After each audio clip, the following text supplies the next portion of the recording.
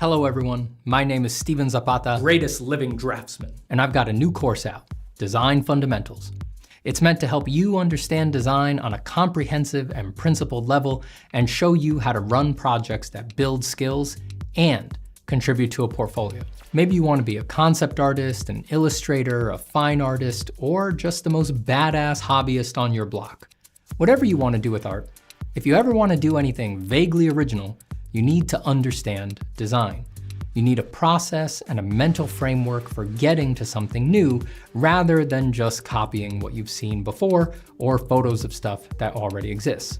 If you do want to improve at design, that process, that mental framework, it does exist. It's based on the principles of design, and I've spent the past year, wait, is it more than a year? Oh my God, this took forever. I've spent the past whatever putting this course together, full of my insights into the elements of art and the principles of design.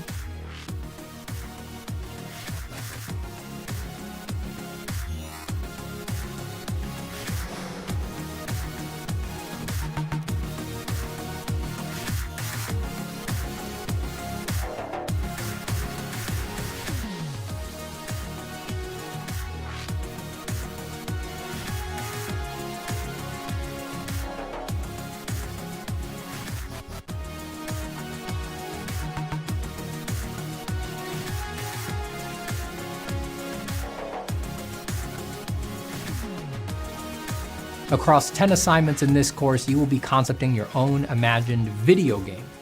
You'll come up with the overall idea, you'll pick a theme, you'll write a treatment, and you'll design assets that give you a chance to practice all these new concepts.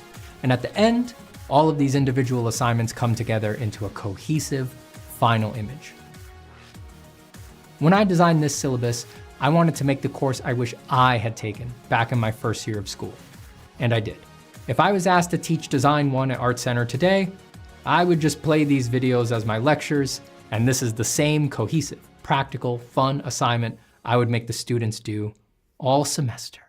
Also, just like a college course, everyone gets my feedback on all 10 assignments. In the exclusive course community, you can post your work to get feedback from me and your peers, and there's even a video workroom that's always open so you can hang out together while you work. So if you're interested, go to zapatacourses.com/design fundamentals and check it out. And I will see you on the other side of the mystical gateway of design.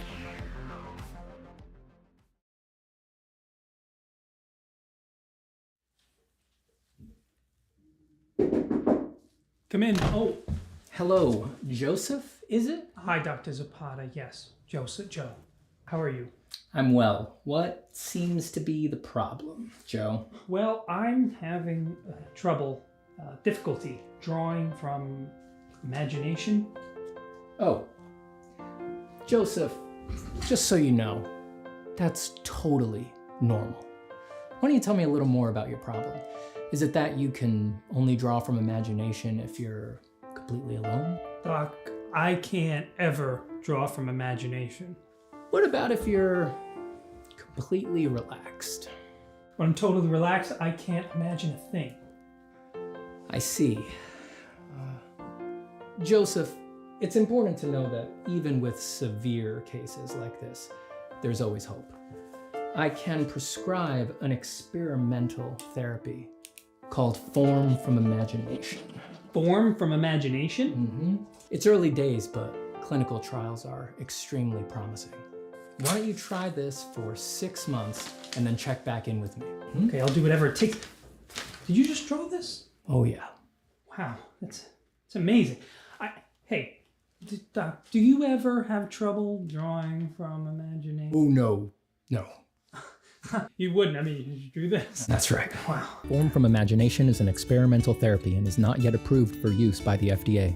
Do not use Form from Imagination if you are already taking any prescriptions for drawing from reference, working side size, or tracing photos you didn't even take. Stop taking Form from Imagination if you experience any of these side effects: loss of interest in your personal projects, megalomaniacal self-confidence, hallucinations, unless they're the kind you're hoping for, drawing better than Steven Zapata, or feelings that purchasing the course was enough and you don't really need to do the exercises. Call your doctor if you have stiff gestures, flat forms, or boring ideas to address a possible life-threatening condition. Full sketchbooks have been reported with form from imagination and medicines like it. Other risks include long-term art careers, too many clients, and being worth more than you're charging for. Call your doctor today and ask about form from imagination.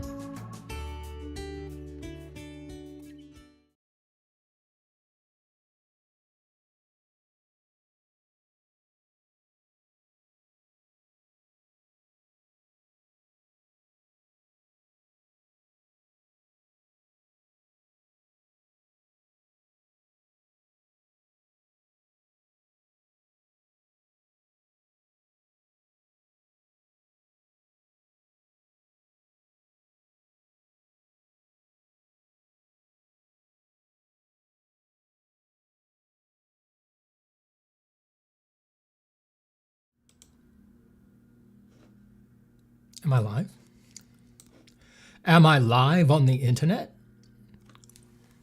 Drawing yet again. I said I'm not gonna spoil them.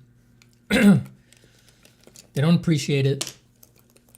I'm not gonna draw on stream today. I spent 3 hours this morning painting some stuff, and I was like, I'm not streaming. I won't do it. I'm doing it off stream. It's too much for them. Then I sat down again for the second session. I was like, it's the holidays. It's a Saturday after a holiday. They don't deserve it. They don't deserve it. But I'm so benevolent, you know? I'm so benevolent. So I said, you know what? For a little bit of sketching, I can deign to turn the camera on, I guess. Let us see. Hello to Rennie Stenitz, SA3 Zariar, Baron Sepni, Jesus the Comeback, my sweet, sweet Joseph Mazziliano Scalps, Dino Blaster, Dino Blaster, Dino Blaster, oh yeah. 2-0 and Baron Sepni.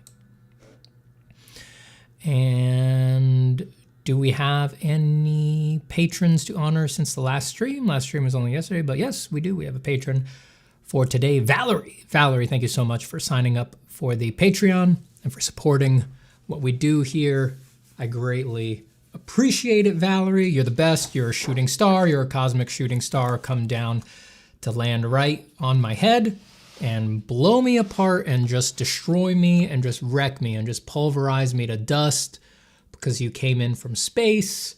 That's a lot of velocity, that's a lot of momentum, it's a lot of power for a tiny micrometeorite named Valerie. And I'm dead. I'm freaking dead, man. I'm screwed.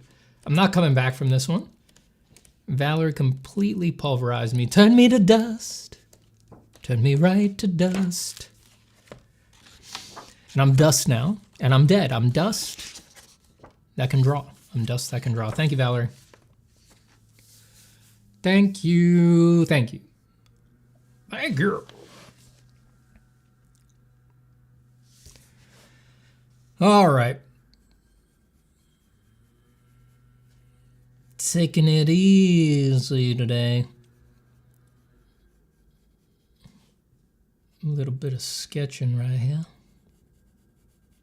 Don't forget, it's Black Friday season? Black Friday is never just Friday anymore. It's a whole season. All the El Cursos are on sale. All the tutorials over on Proco. Check out Design Fundamentals. Check out Form from Imagination. It's the best time of the year to get them.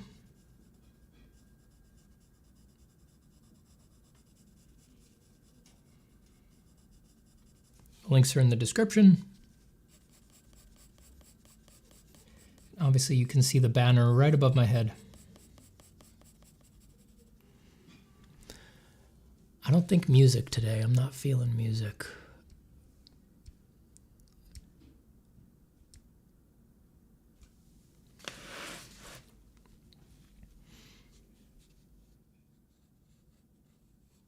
We needed a holiday for November after all. Yeah. Yeah, not enough going on in November. Nothing special. Have to add a commercial holiday.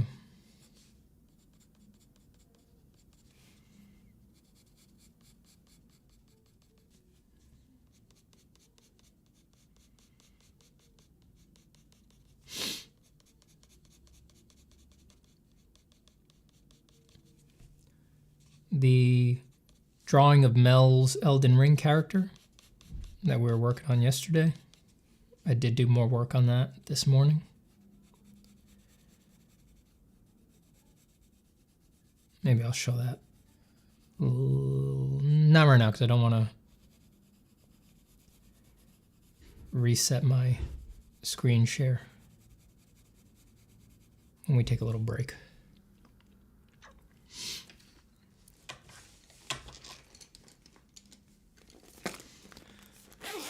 The ladies always ask me if I know how to draw form from imagination. That's all the ladies really care about. Everybody knows that.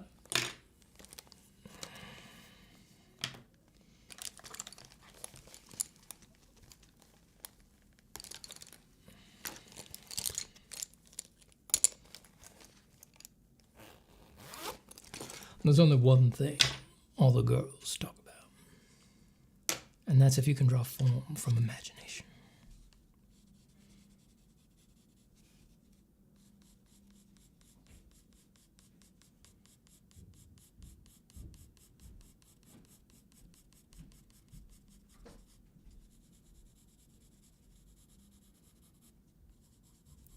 This thing right here, this is letting all the ladies know what guys talk about. The finer things in life. Haha. Check it out.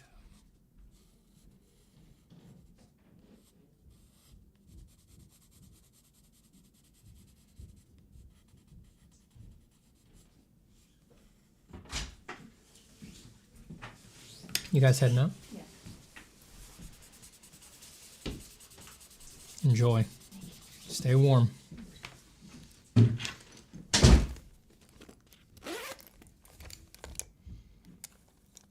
Where is my needed eraser? Of all things, I can't find my needed eraser.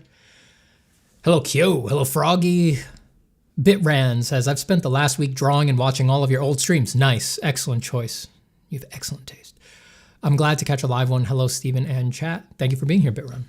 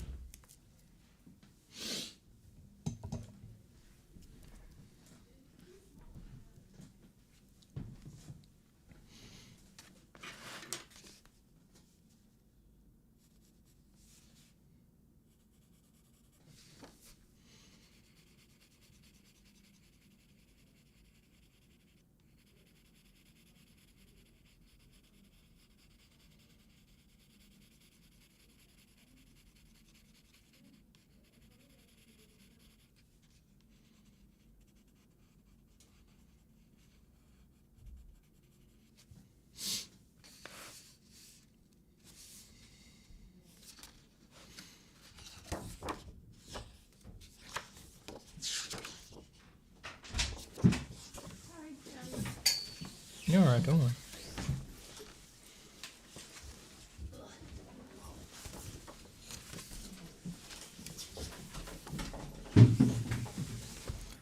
Watching this man's VODs Something fell over there. No, that's fine. Watching this man's VODs change the trajectory of my art life. Nice. Happy to help.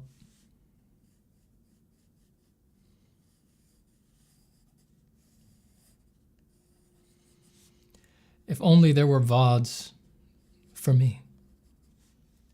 If only there were VODs I could watch to change the trajectory of my art life. Alas, alas, I must be a light unto myself. All right, I need to get my rig in the proper position.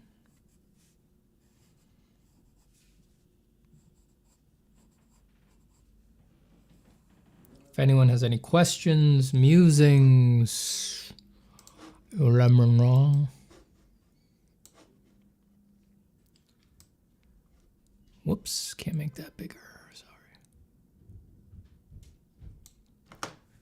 I'm just taking it easy and sketchbooking right now. Emiliano says, hello, awesome, man. Are those symbiote-style creatures? They were. It was on the previous page, yes. I've been on a Venom kick all week. My 1 week of fan art that I'm good for every year.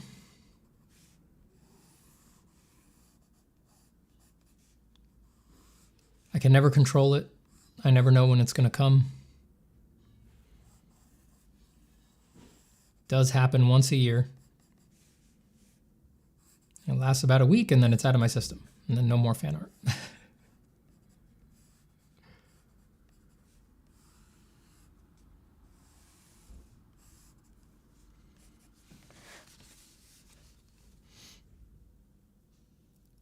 Speaking of light, do you take precautions on studio lighting? What does that mean, precautions?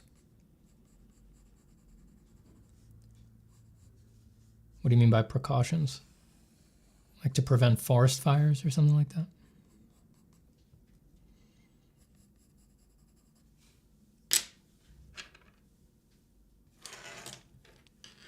Koniesan says, hello, Stephen. Do you have any news about Nightshade or Glaze? News.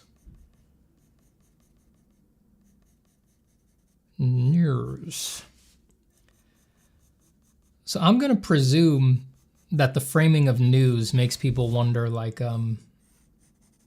how come nothing has come out about it or all that? And I often see, so I see online, not to me directly, but occasionally people will post like screenshots of people online saying like, oh, it hasn't been updated, it doesn't work, all of this, yada, yada, yada.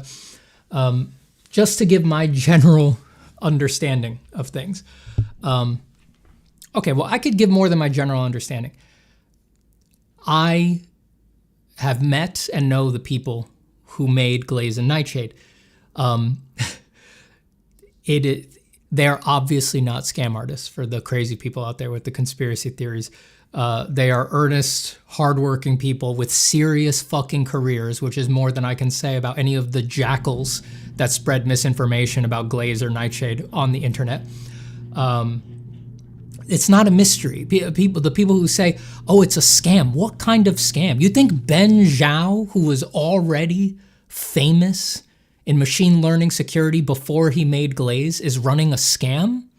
The fuck? He was already legendary. You think he's going to destroy his reputation on this? What the hell? People are, oh God, people are so goddamn stupid.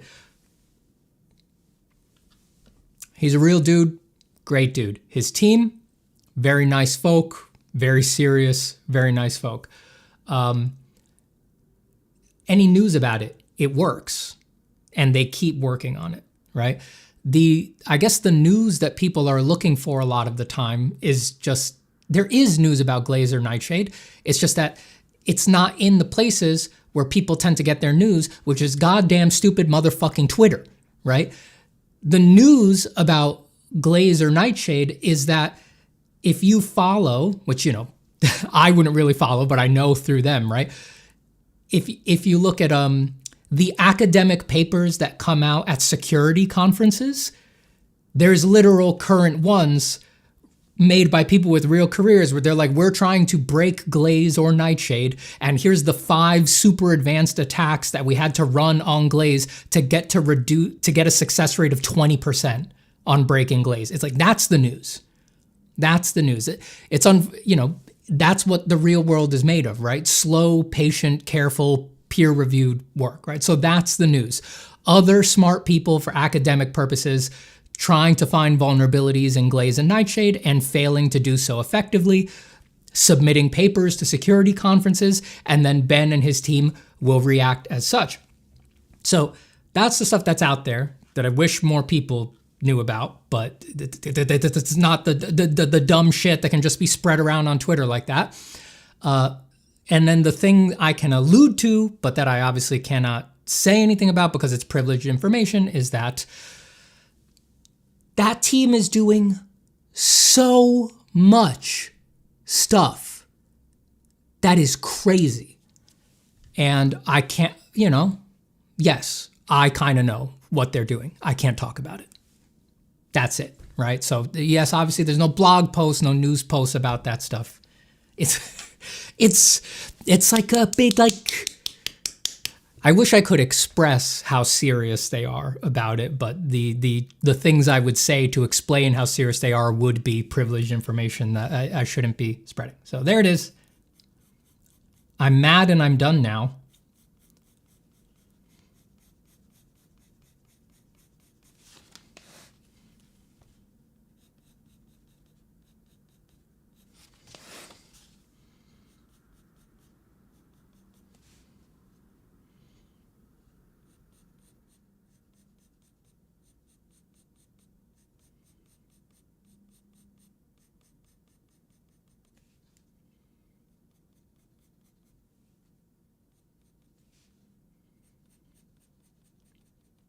But it doesn't matter what I say, because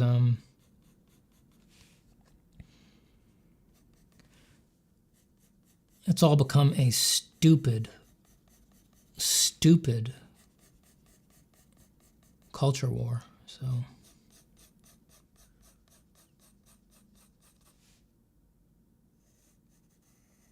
the people who want to make you feel hopeless and like there's nothing you can do to defend yourself from AI, they're just going to keep saying that because it's cheap and they don't need to provide any evidence.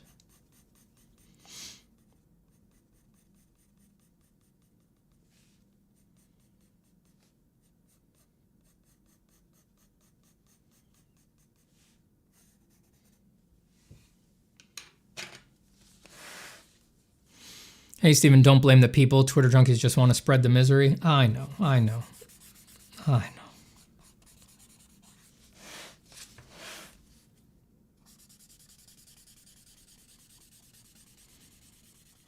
It's just, God.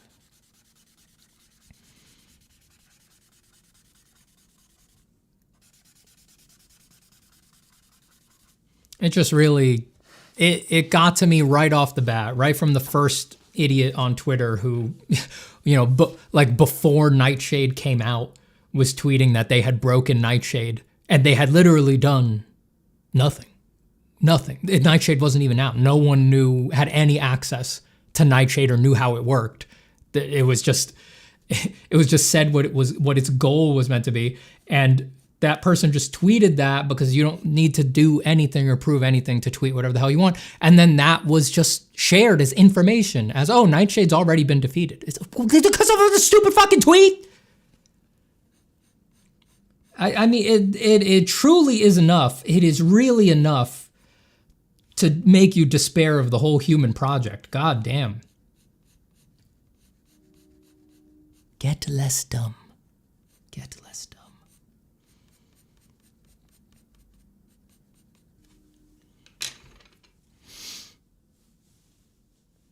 Like only drawing under specific light sources that we meant about precautions.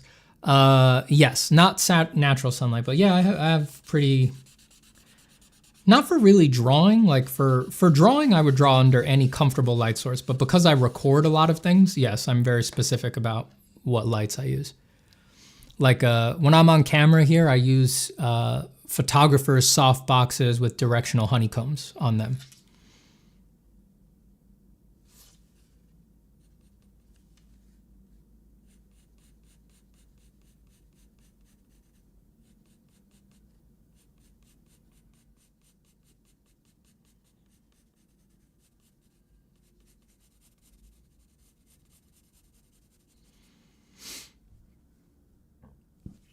Right into the rants. I know I should. I need to get on some sort of blood pressure medication or something like that. Such an angry person.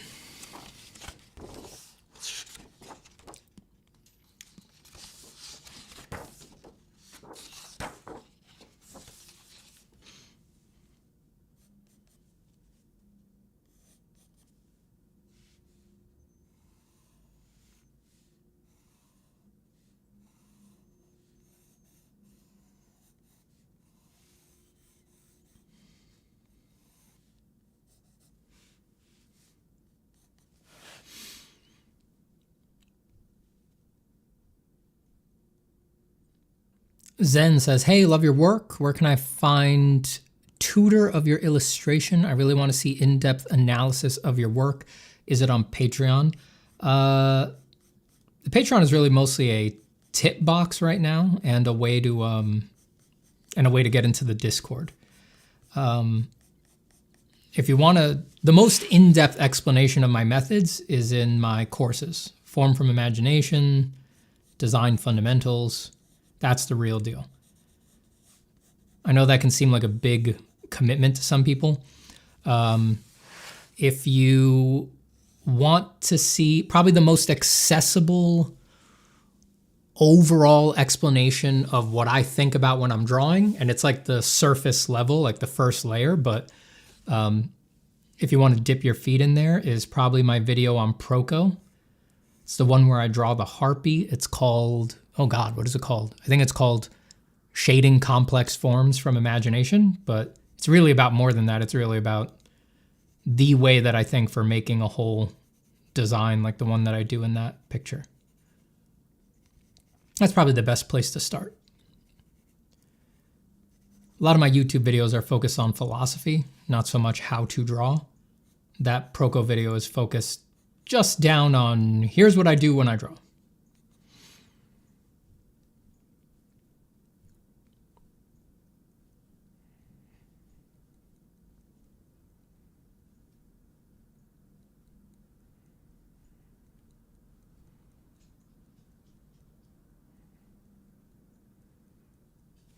I saw someone mention Zen earlier. Where'd it go?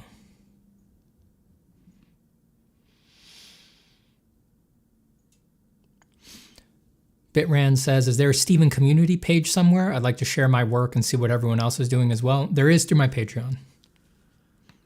I have a Discord, but you have to sub to the Patreon for at least 1 month to get into it. That's to keep the trolls out.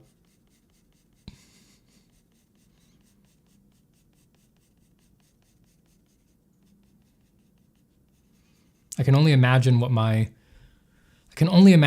Discord would have become if it was not paywalled back when I was public enemy #1 of the AI users, when people were literally making YouTube videos about me saying I was the poster child for anti-AI sentiment, as if that's a thing that wasn't a month old at the time.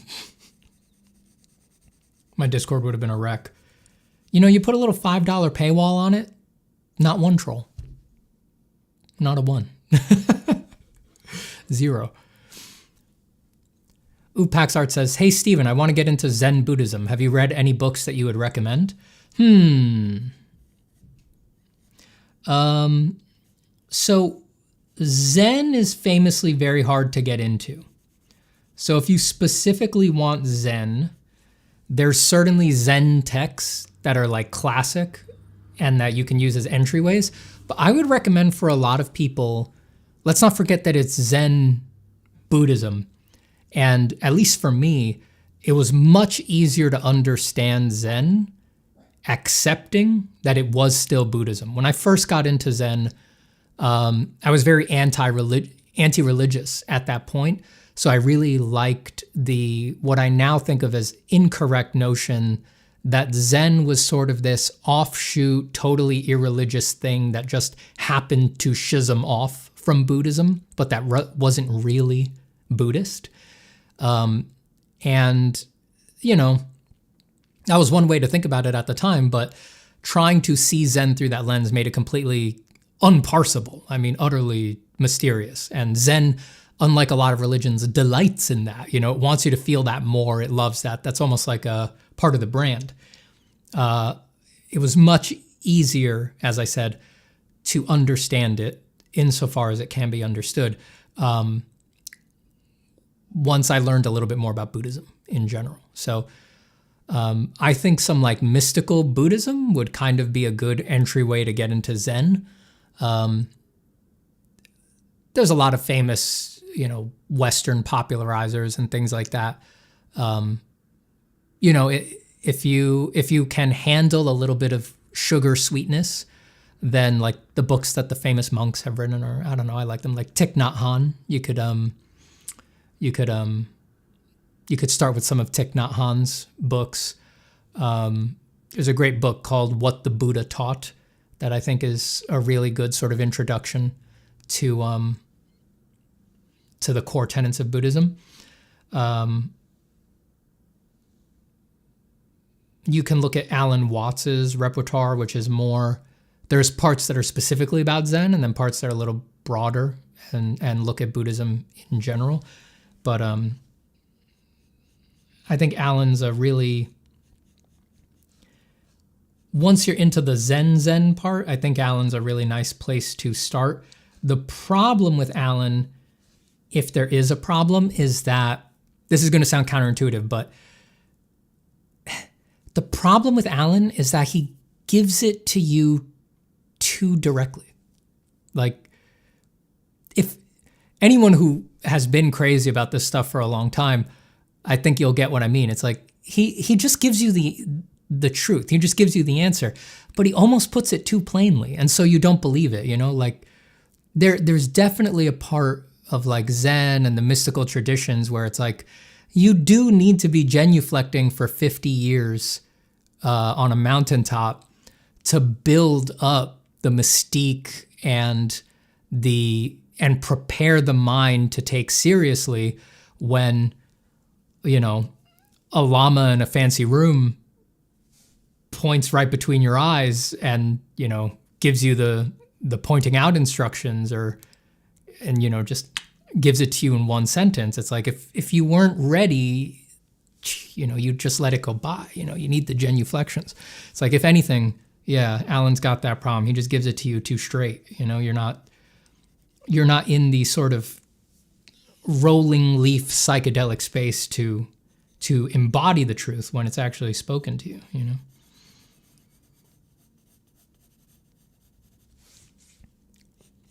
Okay, long rambly answer.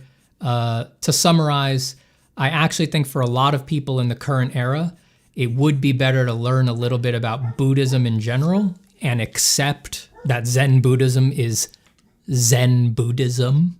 Buddhism is still a big part of it. And then that will make it easier for you to understand Zen when you pursue specifically Zen things.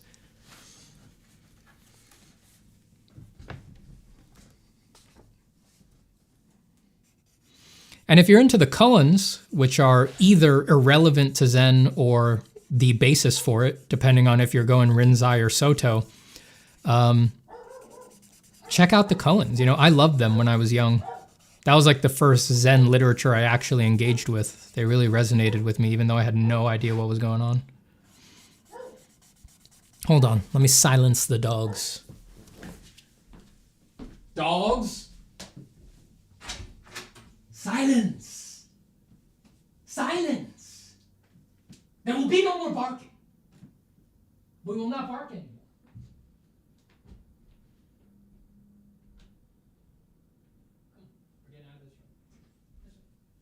We're getting out of this room. Go, girls. Come. Go on, you stinky dogs.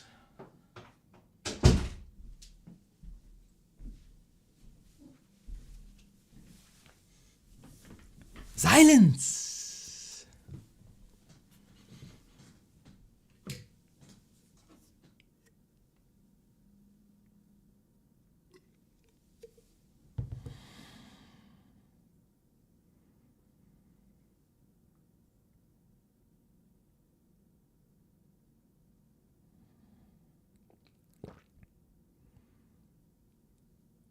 Emiliano says, I've been practicing my human form more, but I don't know if I should practice many for 60 seconds or one for a long time. Like the martial artist who trains a single move and becomes the best at it. Thought on it? The ideal is both, I think. But most people these days never do the long time one. So that's my recommendation, is make sure that you do a few studies that you do for a very, very long time.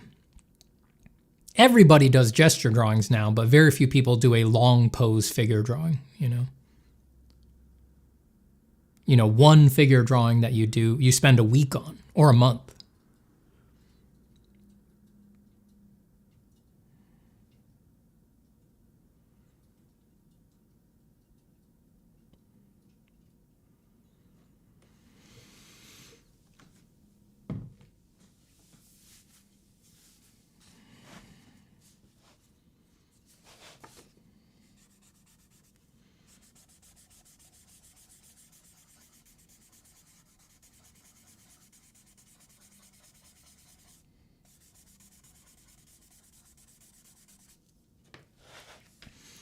Emil says, Mastering the Core Teachings of the Buddha by Daniel Ingram is one of the most exhaustive books about Buddhist practice without any mysticism. Pretty insane and totally recommended. Yeah.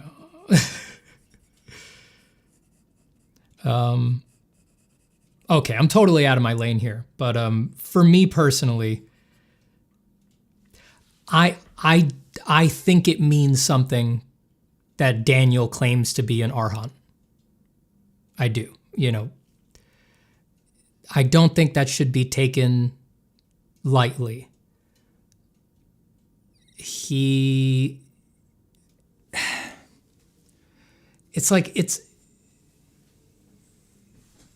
So I wouldn't be saying it if that book, which I haven't read cover to cover, but I've definitely pursued before, I wouldn't be saying anything if the core teachings of the Buddha was just like a little pamphlet by someone who claims to be an arhat, a Reddit post, something like that. An arhat being the final level of achievement in Buddhism, a fully enlightened being, a Buddha in everything but name, right? That is to say, in the classic, it's like we've had this discussion on previous streams recently, but it's like, what do you think enlightenment means, right? Because Daniel puts it right on the cover of the book, the Arhat Daniel Ingram. Do you mean you are fully enlightened? And does that mean you have achieved the permanent cessation of suffering? I think that to trust a book like that, which I got distracted, it's not a pamphlet. It's a really detailed guide to how he thinks you should meditate. And it is very much trying to push people towards a monastic level of vigor but it's coming from not a monk, right? Not a monastic, right? He's doing a lot of Mahasi Sayadaw noting at incredibly high speeds and just noting the notes and everything that's going on, and really pushing towards a very tight form of meditation, in my interpretation from, again, a skim of the book. Again, there's nothing wrong with that, but the context matters to me. It's like, is a lay person who claims to be an arhat going to be your source for not a relaxed bodhisattva style interpretation of what enlightenment means, but a really tight monastic interpretation of what enlightenment means? It's like, given the flavor of the content of that book, which is hundreds and hundreds of pages long, it's not a pamphlet, I'm more inclined to look for the monks. I would be more inclined.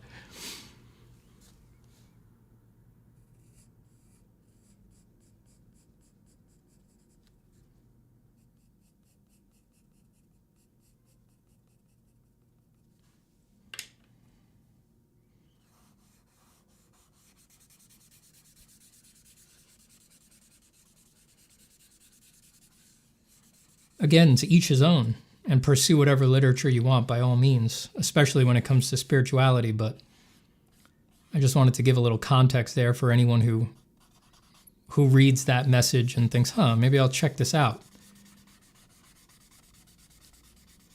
I very much worry when I read stuff like that it's going to lead to a lot of people. It can lead to a lot of people basically meditating alone in their living rooms with no support, putting themselves in borderline dangerous situations,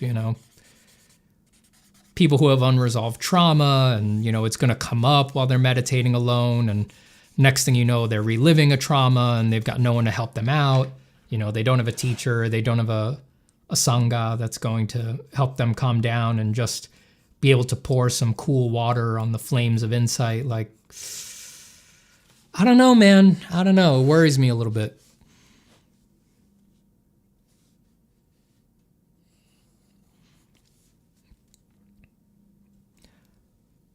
Tidal Vetti says, what do you think about AI art?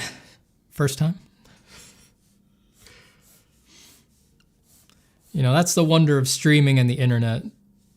That is the wonder. I could be talking about how, 1 second I can be talking about how I'm glad that my Discord didn't get raided back when I was considered the poster child of anti-AI art sentiment on the internet. And then a minute later, someone's like, what do you think about AI art? The internet.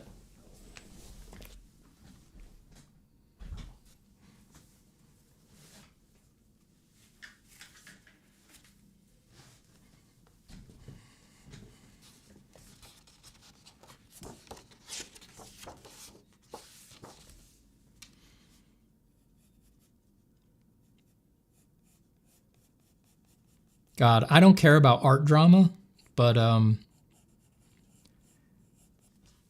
Buddhism drama, love it.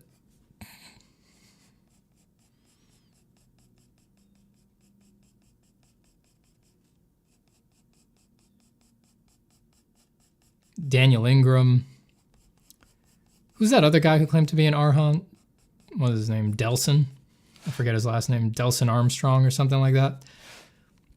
He took it to the next level, though. He was willing to supposedly demonstrate Nirodha Samapatti in like while being hooked up to scientific equipment and stuff like that, claiming he could like go into a coma at will and all that. I mean, good stuff. Good stuff. I love that stuff. I love that stuff.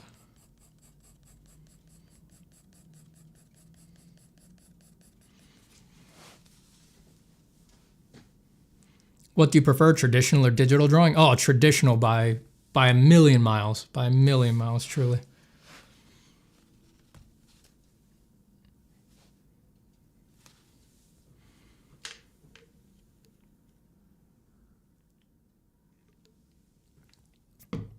Stephen, in theory, would I be able to upgrade my way up from the core edition to the premium edition plus feedback edition? I'm interested in the course, but I'm tight on money.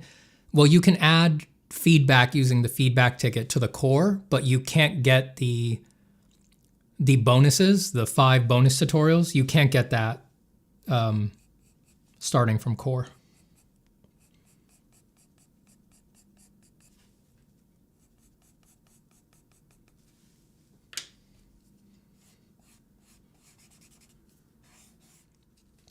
That's just a math thing. I can't make it square, you know.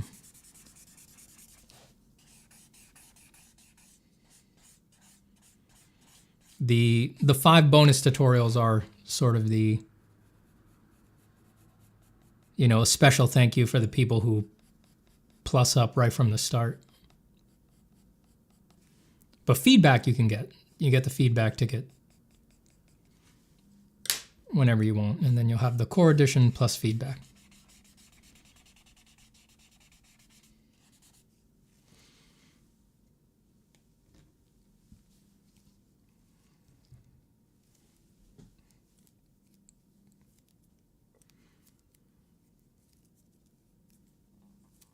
Tado Vetti says, I meditate. Me and my 2 bottles of whiskey. Now you're talking.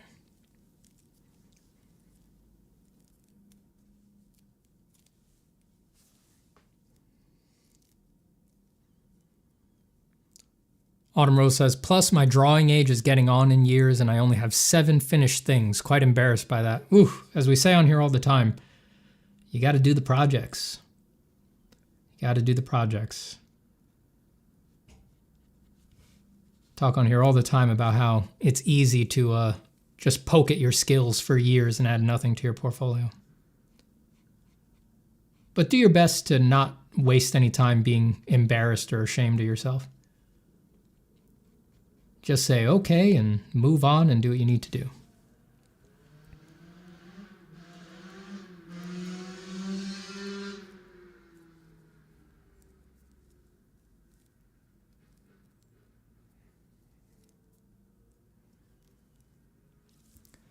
TB says, should you want the cessation of all suffering? I know nothing really about Buddhism, but the little I know makes it seem fantastic to me.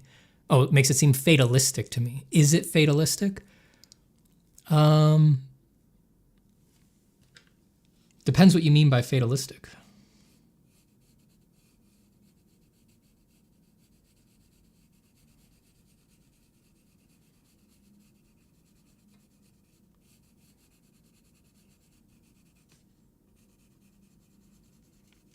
should you want the cessation of suffering?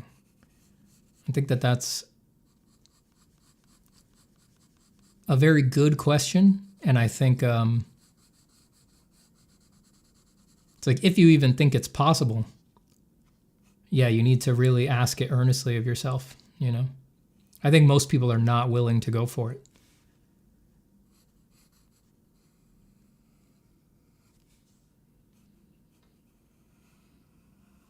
I think that, and I think that actually, if you are very, very serious about that and wanting to cease suffering, I think it makes sense that those people become monks.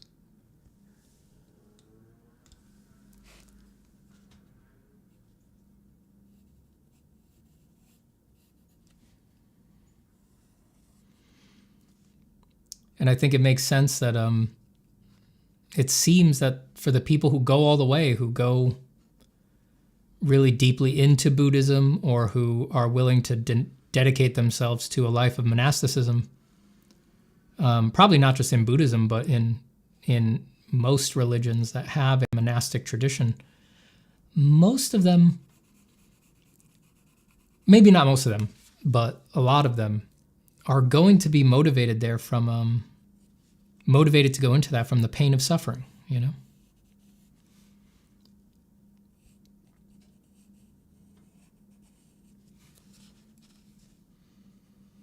Maybe in something like Christianity, you might become a Christian or a Catholic monk because of maybe instead just the love of God, a love for God. But in Buddhism, I think it makes a lot of sense that a big factor is going to be just a real heartfelt connection to the pain of dukkha.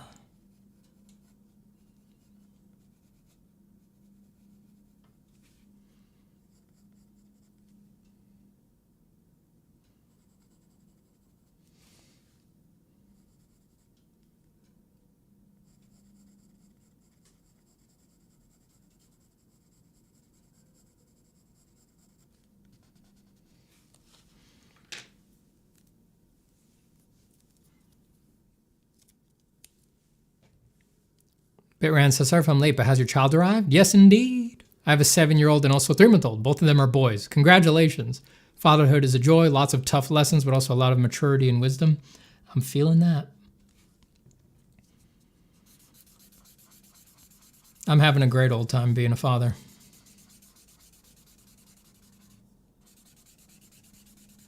The lessons are definitely coming. It's definitely changing the way I think about a lot of things. But my God, has it been just a beautiful experience so far. At least for me, having a baby is great. It is a great thing. They are the best.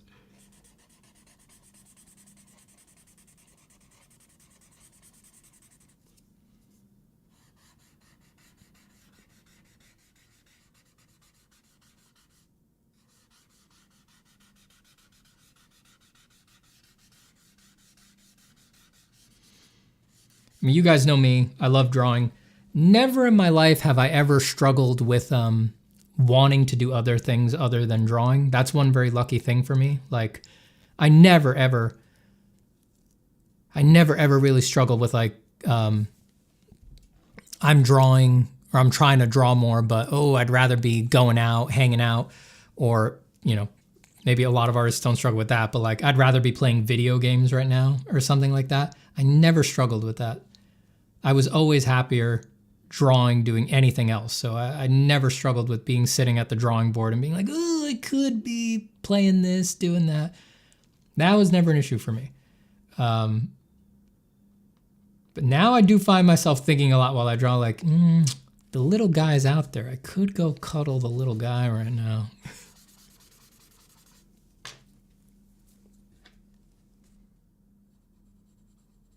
That's a new one for me.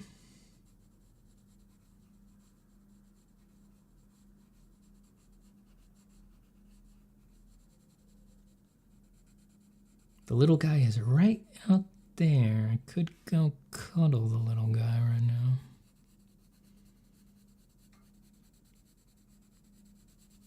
He's not home right now, so I don't have that problem right now. He is not right there.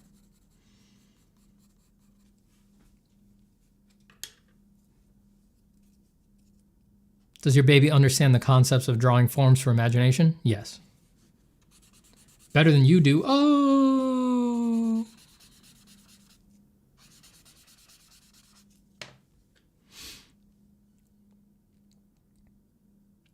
Also says, good afternoon, Stephen. Can you speak on the difference, if there is, on concentration and relaxation in meditation? Is there a difference when focusing on the breath versus trying to let go? Well, so concentration with a lowercase c can definitely feel a little bit tight, but I think that in the big picture, that's not Buddhist concentration with a capital C. Like, let's remember right effort. And well, on the Noble Eightfold Path, there's right effort and there's right concentration, right? So there's concentration, but there's wrong concentration and right concentration. And I believe, it's my interpretation, that right concentration is relaxed. It's not tight.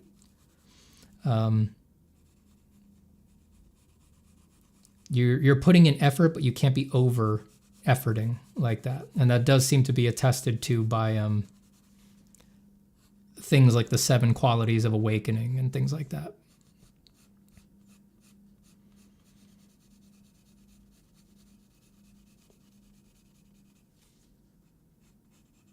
It's like the joy that is necessary in the 7 qualities of awakening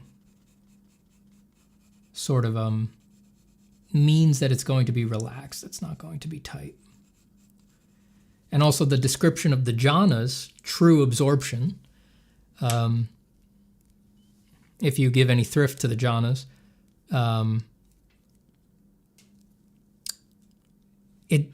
true absorption by its nature would feel automatic, right? There wouldn't be any sort of willful effort behind true absorption. It's like the jhanic state pulls you in, and for as long as you're there, baby, and you're not like trying to fix the pitch and yaw on the airplane. You're just cruising. You're at cruising altitude,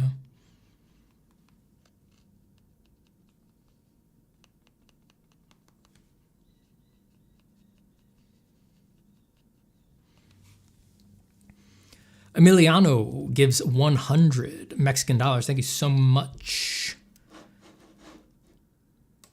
That's 100 MX worth of pure, uncut Colombian coffee for my son. Scalding, burning hot, right in the bottle, served to him when he starts to scream, and it elevates him to the next level. And you know, he's achieving to the formless jhanas on that shit. Thank you so much, Emiliano Sunshine. Love catching your streams. Now you're going to stream the stuff I listen to while I do homework. Nice. Happy to be here. Happy to be here, streaming away while you do your thing.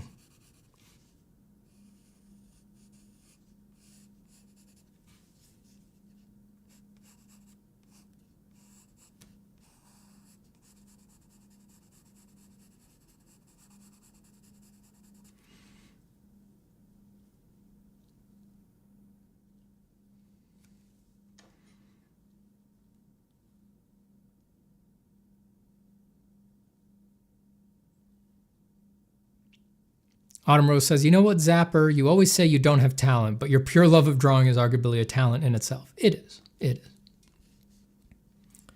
It's just not one of the talents the world cares about. This benighted world.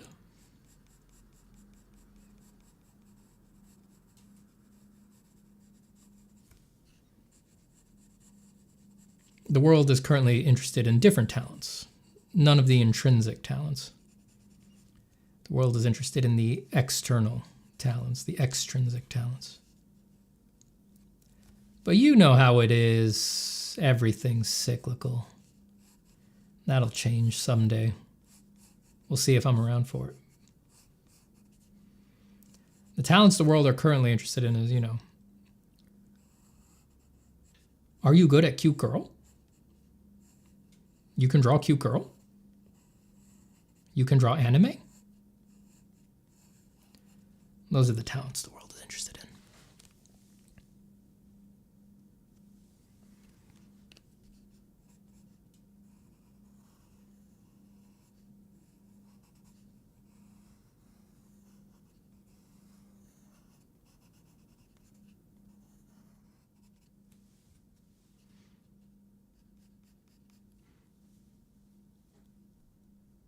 Have you played any interesting video games recently? I have not had time.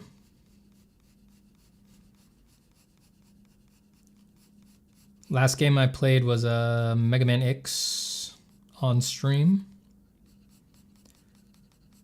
I bought Space Marine 2 65% off on this Steam sale because I've been interested in playing that for a while.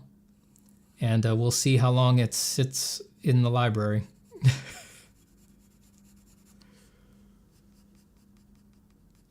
Maybe we'll play it on stream. I bought it because we'd mentioned maybe I would play it on stream. We asked the ultimate question. Can Space Marine 2 get me into Warhammer? It's a big niche of the fantasy art world that I have never had access to. So I wonder, can Space Marine 2 get me into Warhammer?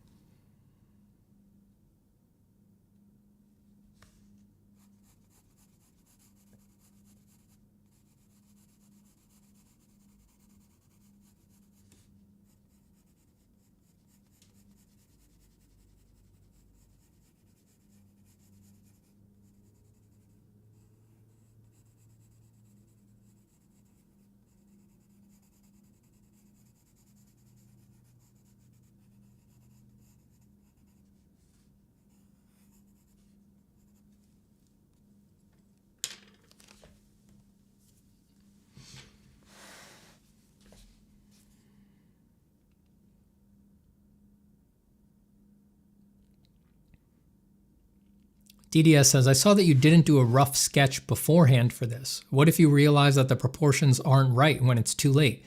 Does it not matter that much, or do you know for sure it's right? What if I realize the proportions aren't right on this? Like, I beg you, what proportion is right on whatever this is, you know? The great thing about drawing stuff like this is that it completely frees you from any rules or expectations or anything like that. That's why this is my favorite stuff to draw. It's just, it suspends the audience's demands for any kind of coherence to a proportional model or conceptual model or anything like that. It's the best. It's the freest stuff to draw.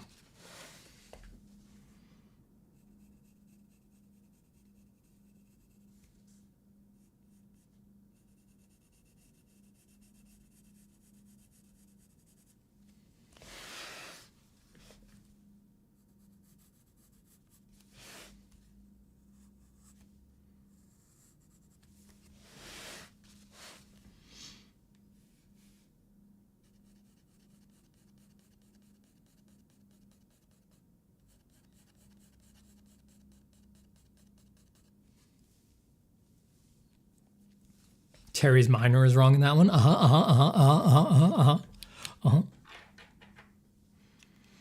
Steven, do you find pencil drawings getting smudged slightly, particularly in older sketchbooks you filled? Not really. Like, when I go through old sketchbooks, I'll know a drawing did smudge a bit because I can see the smudging on the opposite page. But when I look at the drawing itself, I can't notice any difference. I think because I draw good instead of bad, I do an appropriate contrast range on my drawings. And so even if there is some slight smudging, it can't hold up visually at all in contrast to the excellent value range and contrast range that I established. So it doesn't really matter. So that's one of the benefits of drawing good, actually. It's something that you might consider. It's one of the reasons that you might decide to draw good instead of bad. So I don't know, think about that.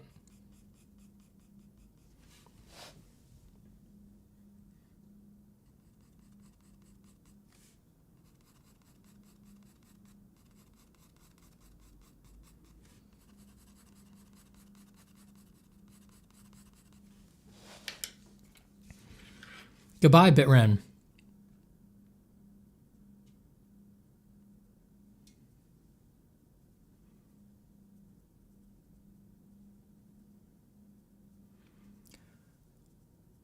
Autumn Rose says, what a nice manhwa alpha male design. God, if you're real, please make it so that doesn't mean anything. That can't actually mean something. Is there an objective good quality in art? No. Jesus. That has put me more at odds. That has put me at odds with more people than anything else. But no. Obviously not.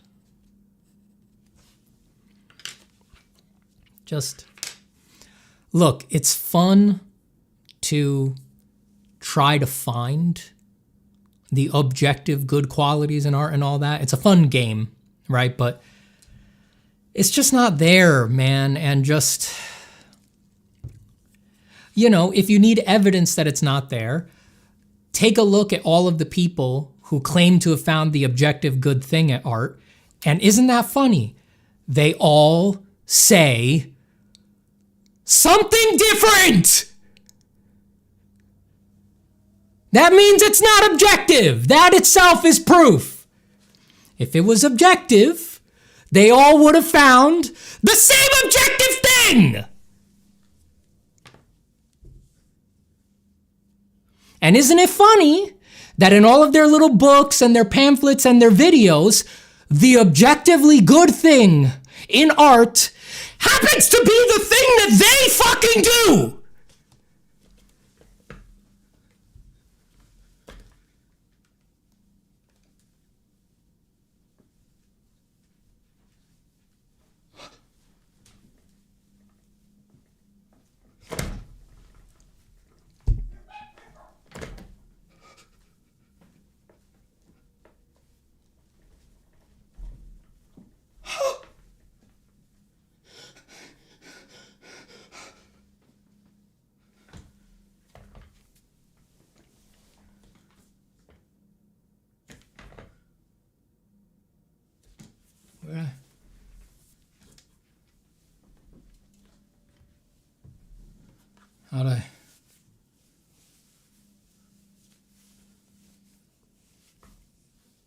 How'd I get here?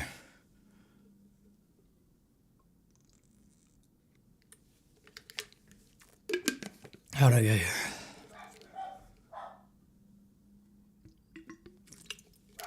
Oh God.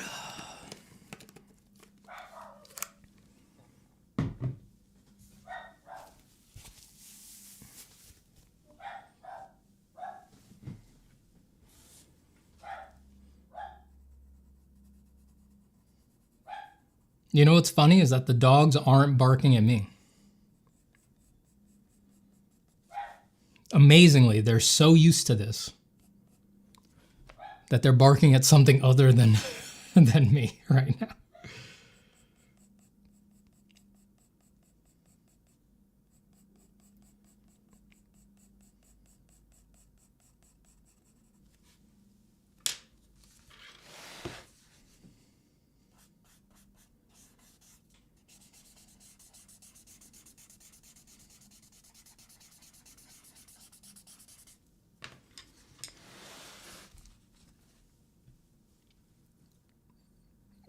Ninja Roll says, gonna watch Steven draw. He always relaxes me. Yeah, that always amazes me. The people who say they watch these streams for relaxation, God help me, the people who say they watch these streams to go to sleep, I'm always like, how? Why?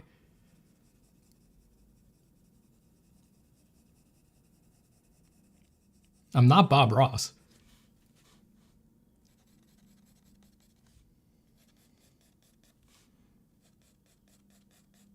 We're not here to chill. Well, I guess we are here to chill. We're here to chill, but we're not chill folk.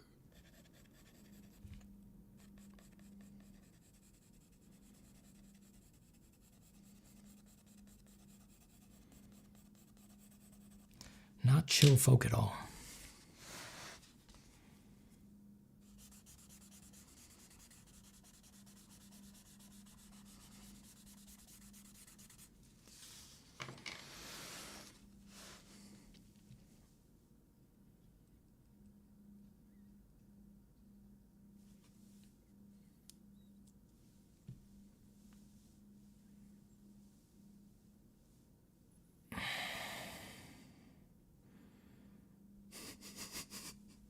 Coneason says, damn, I have anger issues. I got sick. Please take care.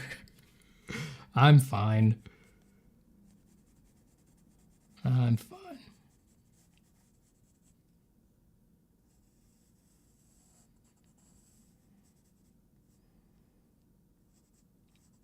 Look, it's the people who think there's objectively good things in art that you need to worry about, not me. They're the ones who are sick.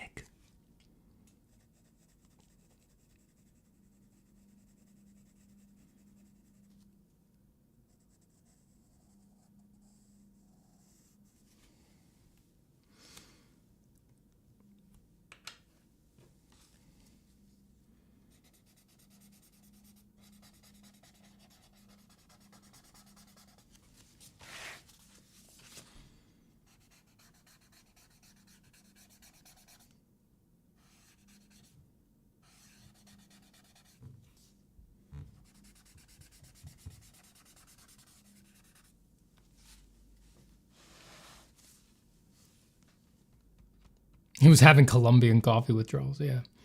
In all seriousness, you know, obviously the outbursts and all that. I'm not a fun person, but I play one on TV, right? But in all seriousness, the people, it's like my viewpoint that there's no objectively good things in art is not the viewpoint that's going to end someone's career.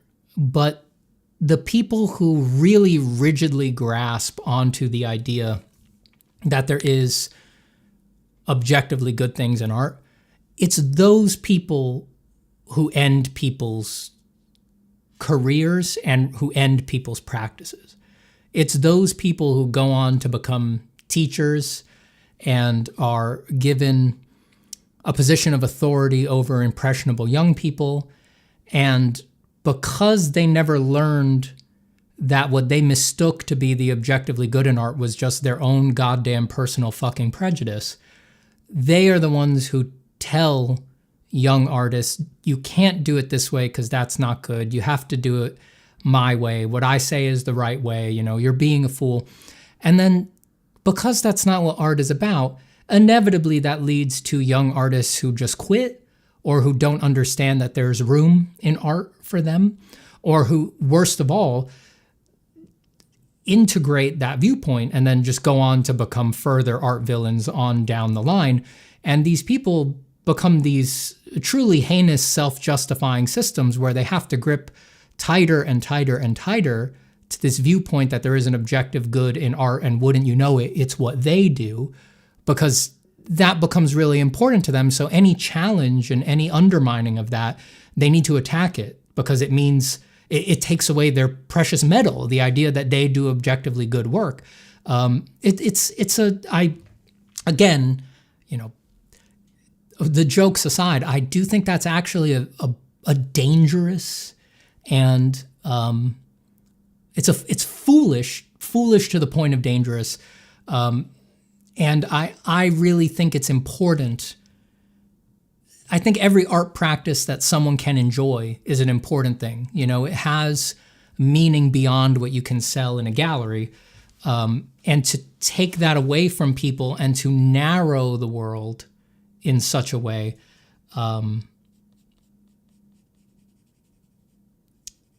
is again dangerous, dangerous, I think.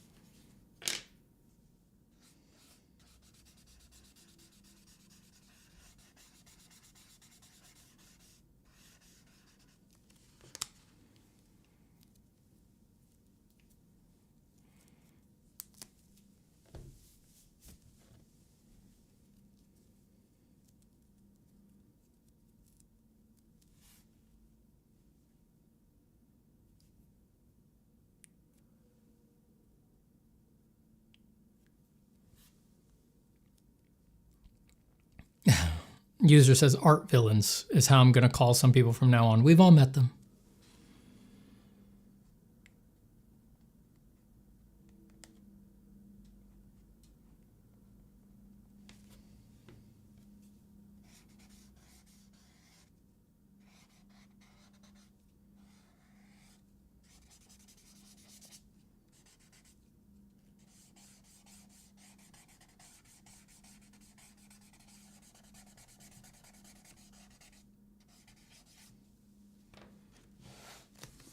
We've all met them.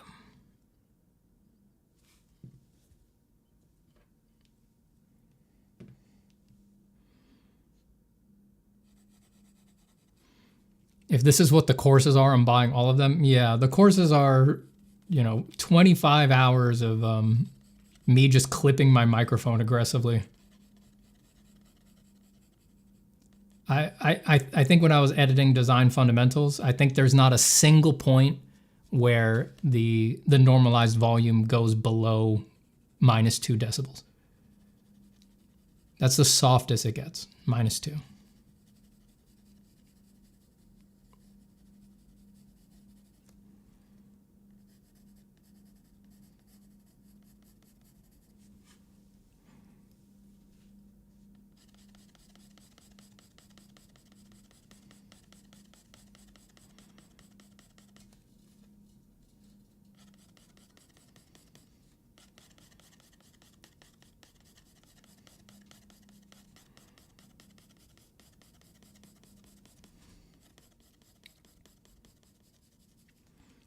OPM killed anime, it's over? Huh.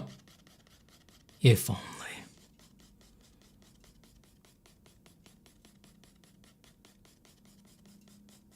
I don't think one failed popular anime could kill anime. Anime is too dominant. Completely drives animation culture and nerd culture at this point. I don't think I'll see its downfall in my lifetime. Which, as someone who isn't a fan of anime, damn shame. That's not because I have some true ill will towards anime. That's just because, as someone who isn't a fan of anime, I just wish there was a little more oxygen in the room for anything else. Anything.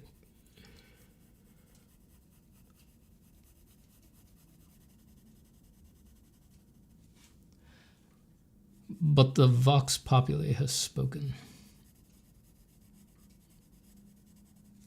It's anime. Forever.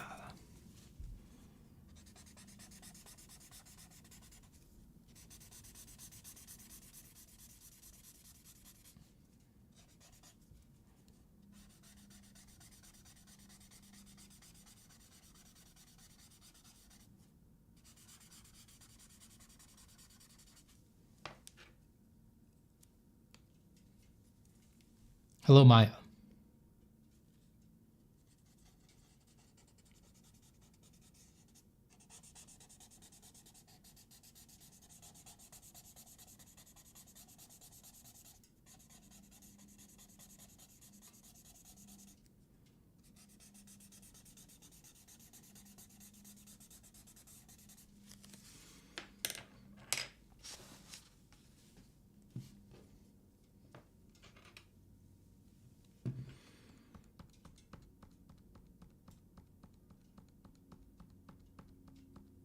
Abstract says, Steven, got a classic question for you here. Do you think Picasso's misogyny influenced the way he depicted women in his art? Man, I don't fucking know. You should ask the people who don't draw that, the academics.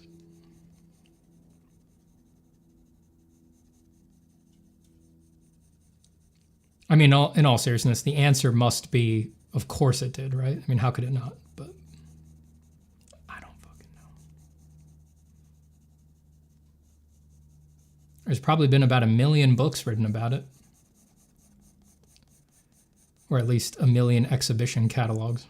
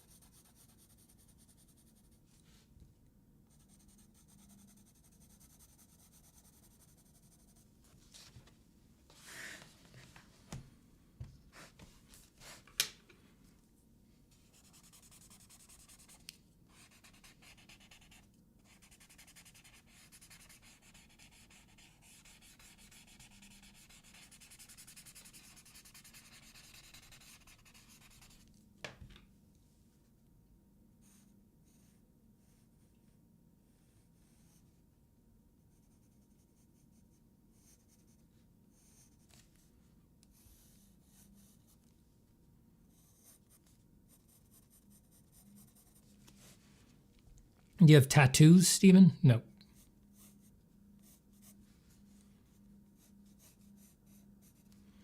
I've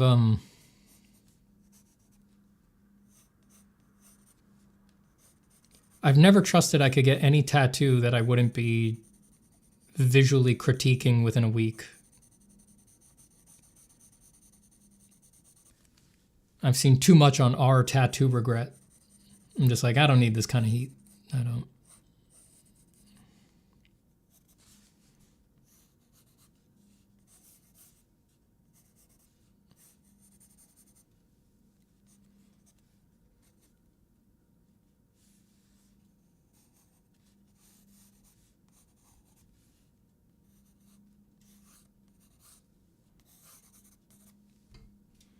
Chicken legs? Beats me.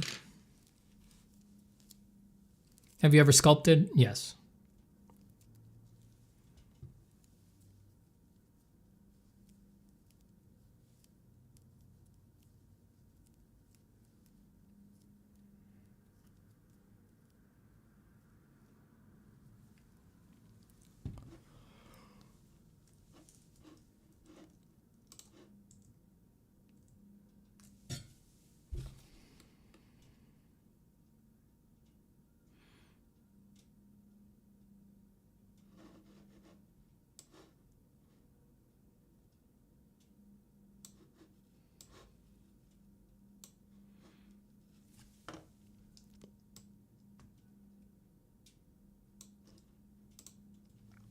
Ninja Roll says, Steven, is there something you avoid drawing besides anime girls? No, not really. I'll be right back. I'm going to use the restroom. And I'm going to refill my water.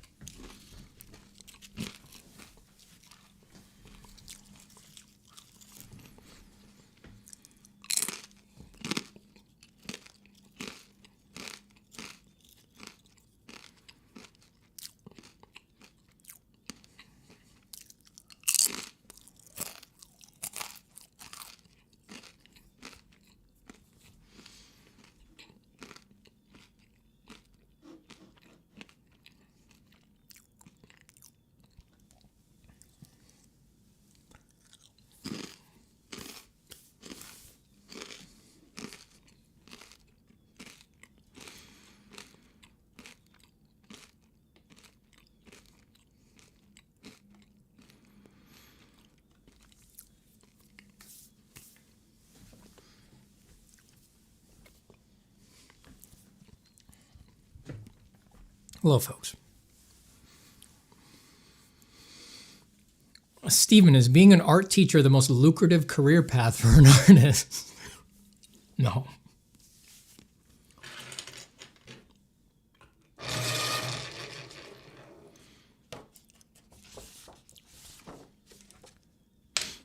No,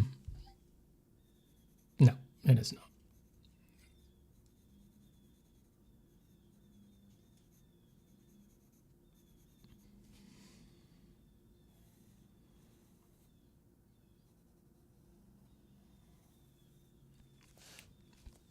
The most lucrative things you can do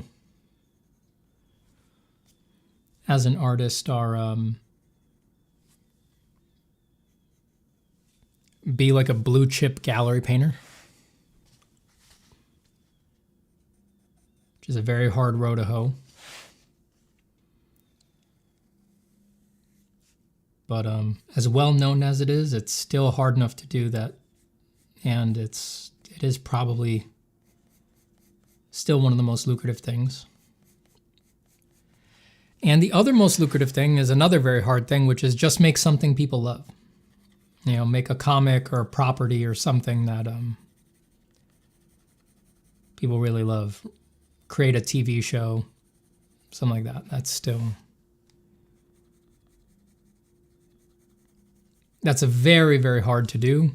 And obviously, a lot of people are trying to do that. But if you can do that, that is still one of the most lucrative things an artist could do.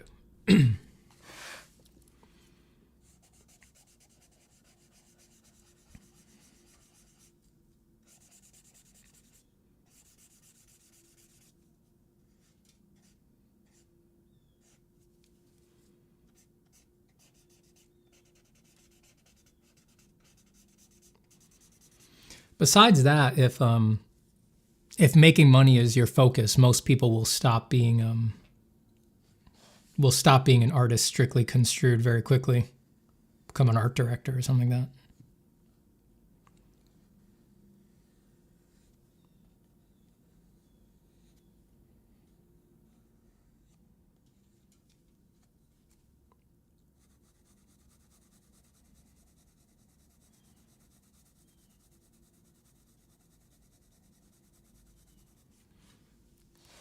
Art director makes way more money, but there's lots of art director jobs where you'll never draw anything. You won't be making any art.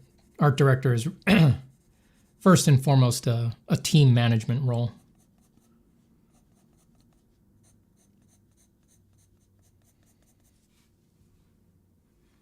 You do get to make decisions about the art, of course, or else you wouldn't be the director, but you're rarely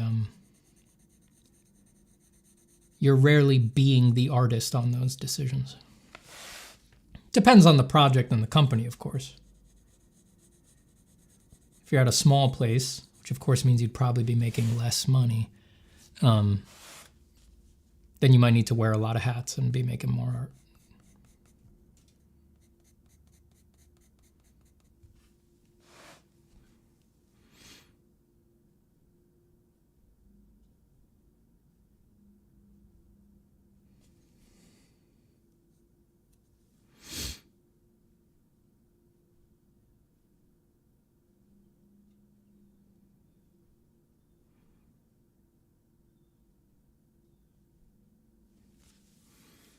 Bye, Joey. Joey says, guys, I have to go, but please remember to give the stream a like, and don't forget that Steve's courses are on Black Friday sale, baby! Thank you, Joey.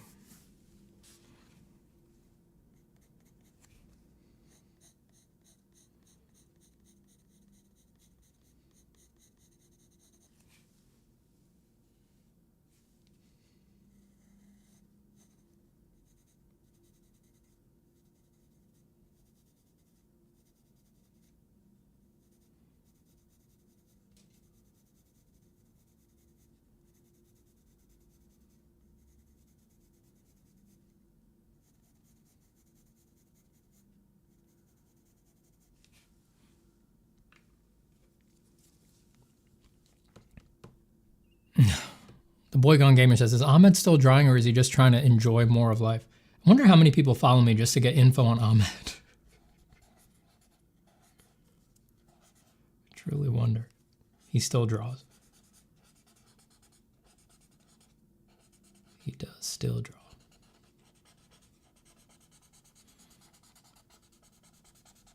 I doubt he could ever stop. That shit is in his bones.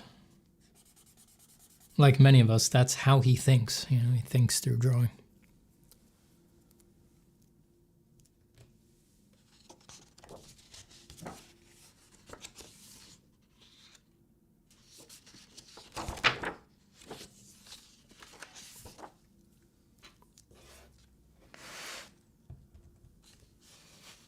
I just got a coffee ad. Nice.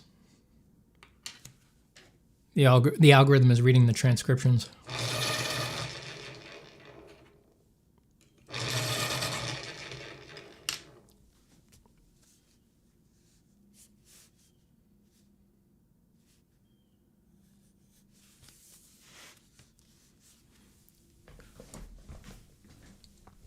What inspires you for drawing the most? You know, I don't feel the need to be inspired that much to draw. It's just such a deeply ingrained part of my life that I go to the drawing ritual every day just automatically, you know.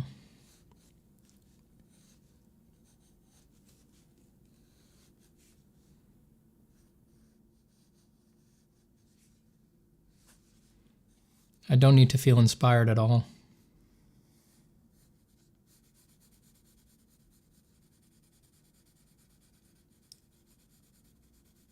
You know, when the baby's fed, breakfast is eaten, the dog has been walked,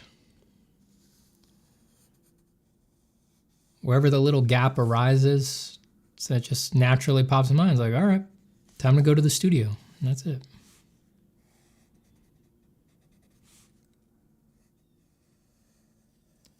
Sit down and see what's up.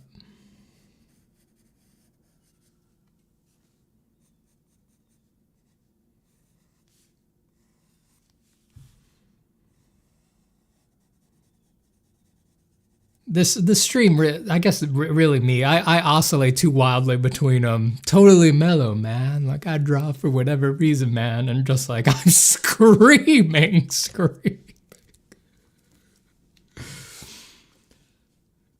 Just completely livid.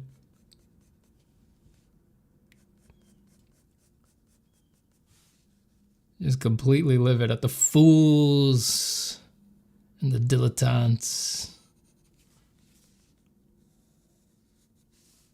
the hipsters and the liars and the AI bros.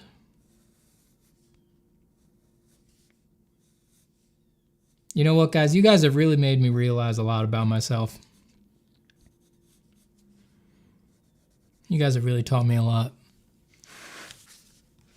I think I'll delete the channel after this stream.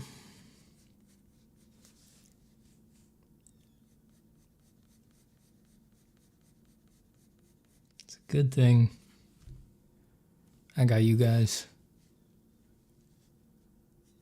to help me realize when things have just gone way too far. But I can see a solution. Glorious solution. The unpublished channel solution. The delete channel and all of its contents and export data solution. So pure, so simple. And it was always there, waiting for us.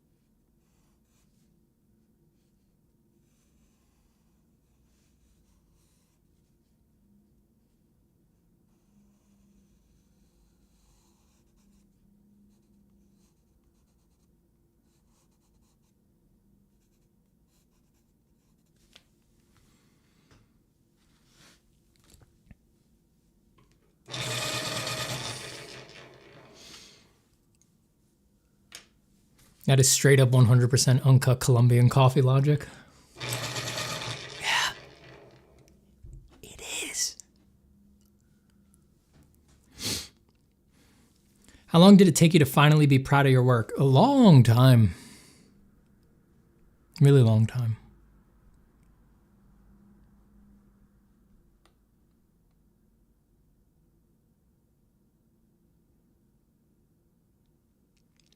Merrick says, apart from art director, there's also art lead in some projects. It's like being half director, half artist, but it's hard to balance it out. I was in that position once. Yeah. I've heard that. I mean, it always comes down to balance. The problem is that these jobs are not really codified, right? They're always different on different projects and at different studios. But it's tough. It's tough.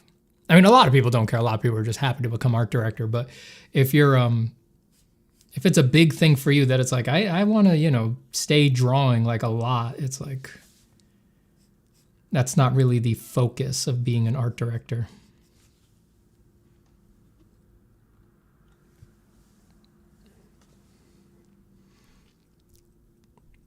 Ninja Roll says, quickly, feed his ego, guys. It's been a good run, guys. God, it feels so good. Damn, it'd be good. It'd be like it would be the ultimate instantiation of that artistic, that preening little artistic feeling of like, they don't appreciate me. They really don't understand my genius. Hitting that delete button would be, oh, so yummy. It'd be the ultimate version of that.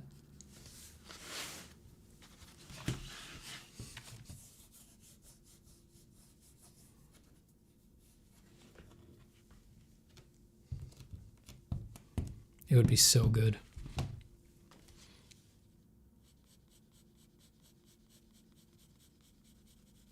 And they would message me and they'd say, Steven, make another video. And I would say, no.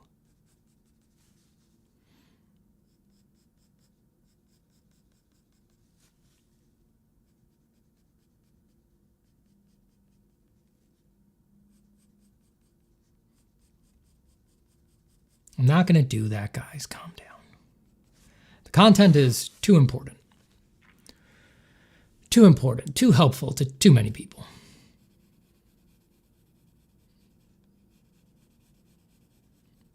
It needs to exist.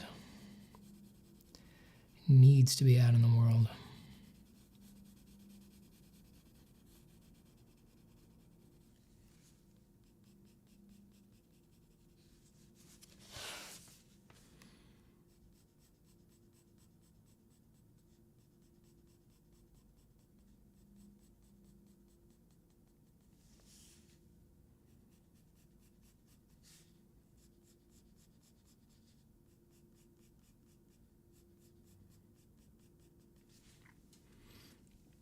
The content, glorious content.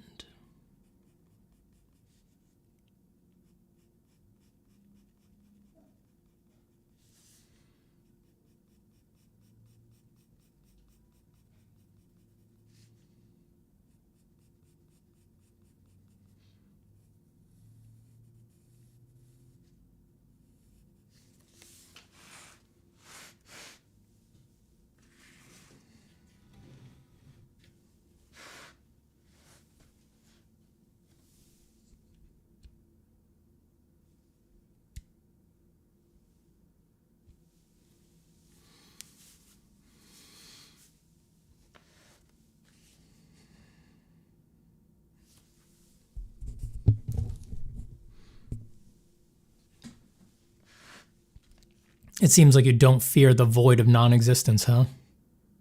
Why would I fear what I already am?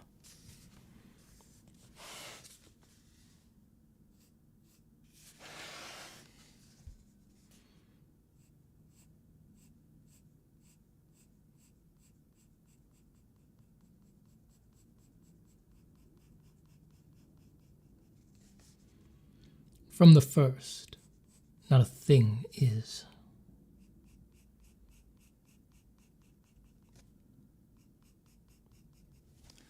There is no free will, there is no self, there is nothing.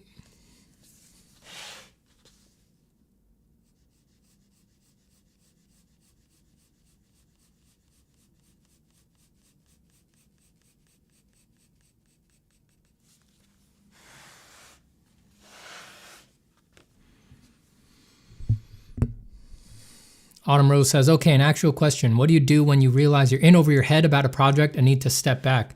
It's usually a good time to ask for help. Show a friend. Even if it's not someone who can really give you a ton of feedback, just the ritual act of explaining the project to them is often hugely clarifying.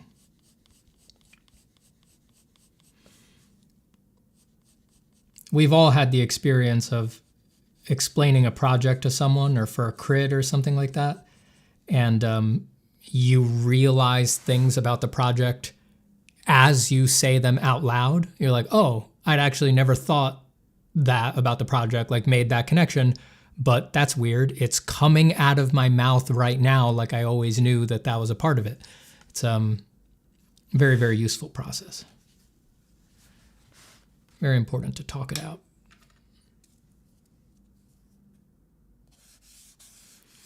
Stephen, I have been wondering if I should send my PF, my portfolio, to get work to ADs and such. How common is it, if you know, that people send their work versus they get picked up from like ArtStation? Oh, it's very common to get work by sending it. You should totally do it. Just expect that you're not always going to get a response. Sort of the standard, unfortunately, this is not a cool thing, but unfortunately, the standard in the industries is, let me drink water also says, there is an ego part where I want people to come to me. Just wondering if it's an outlandish desire. I mean, it's not outlandish, but it's not the most like, you're leaving work on the table, probably, if you do that. If work's not a problem, if you have money and all that, then you can be as stuck up as you want. That's totally fine. It's your prerogative as an artist. But if you're looking for work, yeah, send stuff. Just know that don't let it hurt your ego if you don't hear back, because that is the norm. You send to submission pages and stuff like that, and the ADs who are very busy, they don't respond. And not just because they're very busy, but also because they just don't quite need what you've got right now. And so what happens is that you send out a bunch of cold emails to a bunch of ADs and to a bunch of submission pages, and then you don't hear anything. And then a year later at random, you get an email from one of them saying, hey, nice stuff. Can you start next week? And it's like, because they put you in the Rolodex, and then they're just not going to message you until they need you, you know?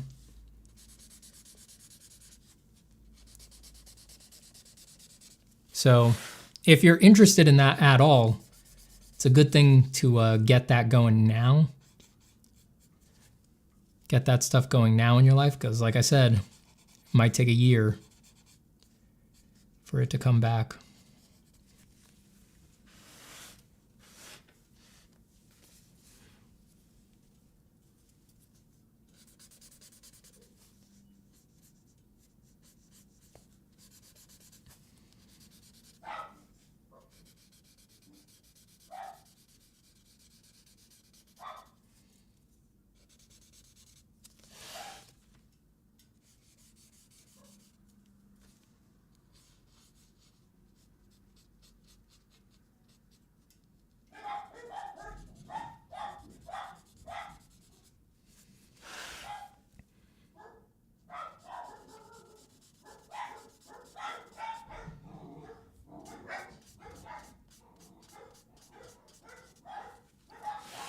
Oh, whoa, whoa.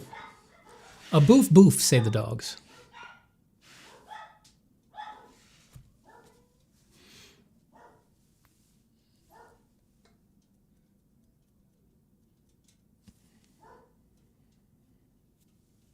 Goodbye, Suplex Mess.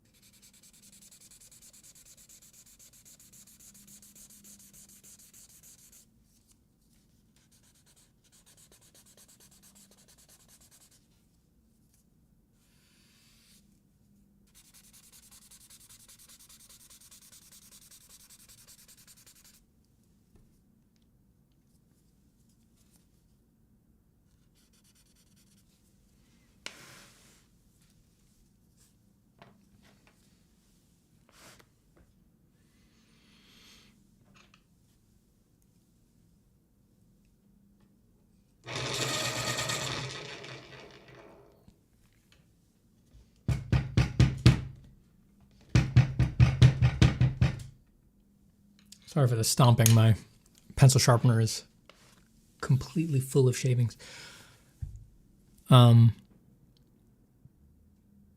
Stephen, were you around for the time of the indie digital art forms like Sigyn, where people like Craig Mullins used to hang out? No.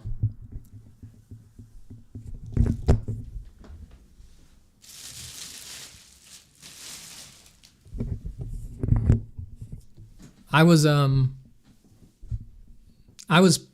around for that wave right after Sigyn, more the conceptart.org wave. But I just watched conceptart.org. I don't think I ever had I never made an account or posted, I don't think. Those were the days. Those were the good old days.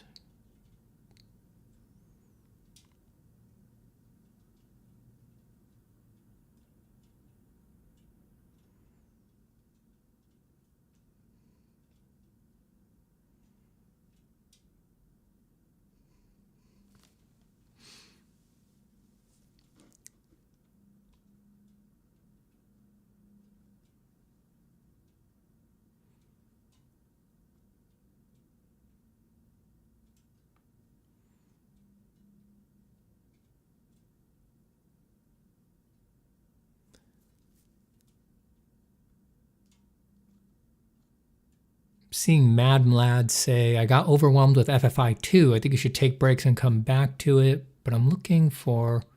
Oh. Sploid says, I'm doing FFI and getting overwhelmed because there are so many things I could be studying. Is there a way to be at peace with one course at a time?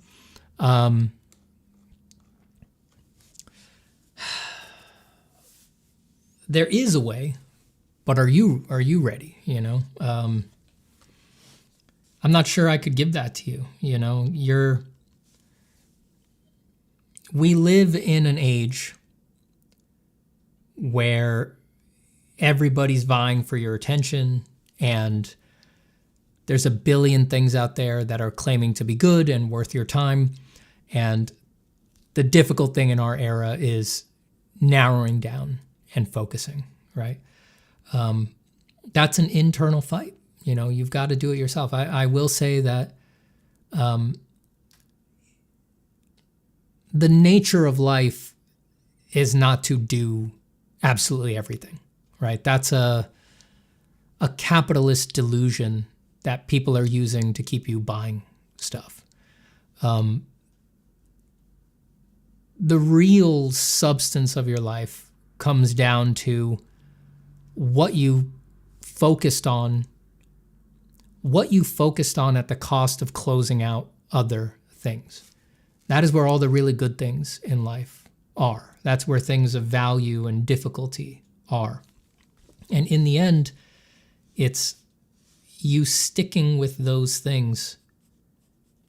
And it really could be anything. You know, depth is available anywhere.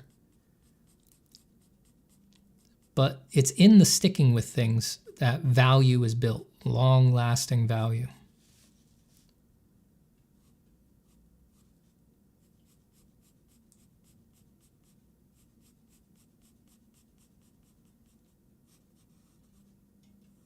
Now, whether you do that with my course or someone else's course, you know, this isn't about, I don't want this to be some sales pitchy piece of advice, right? Like,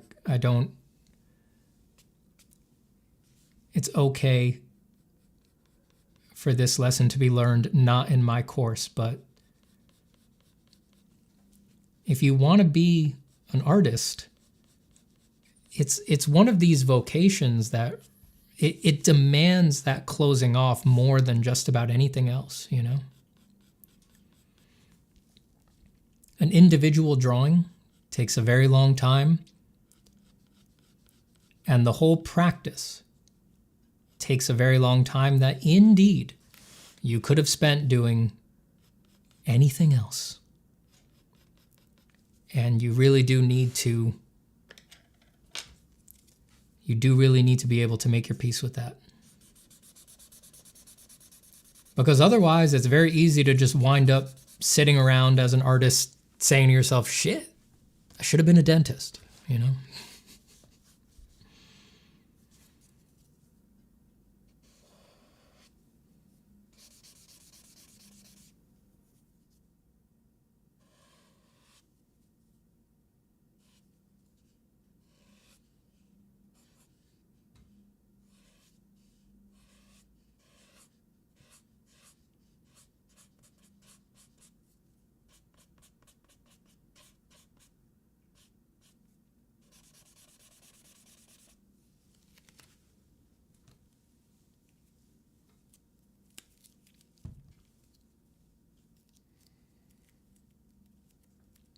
I really like your stream drawings. Is there a place you post them? I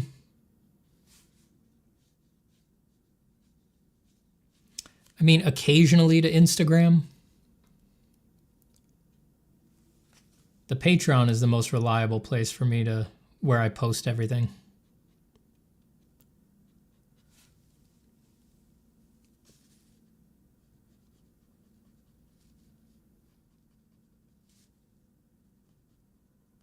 I used to post everything to Instagram, but AI ruined that.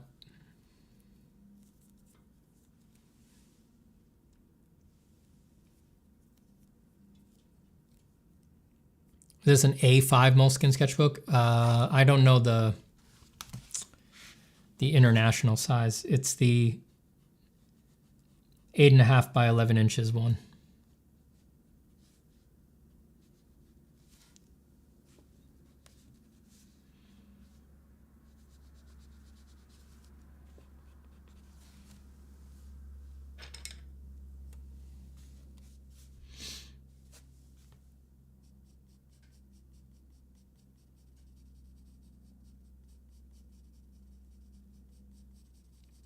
I think that's A5, but I'm not totally sure.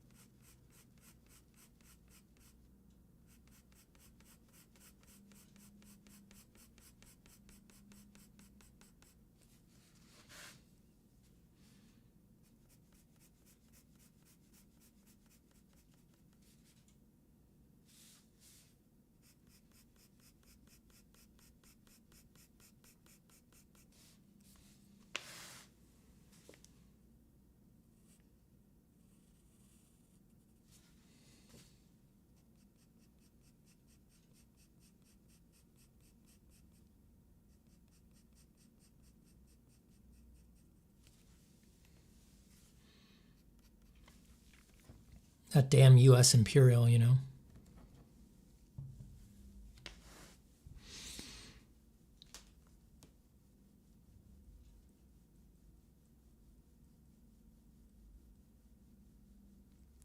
What kind of labubu is focus?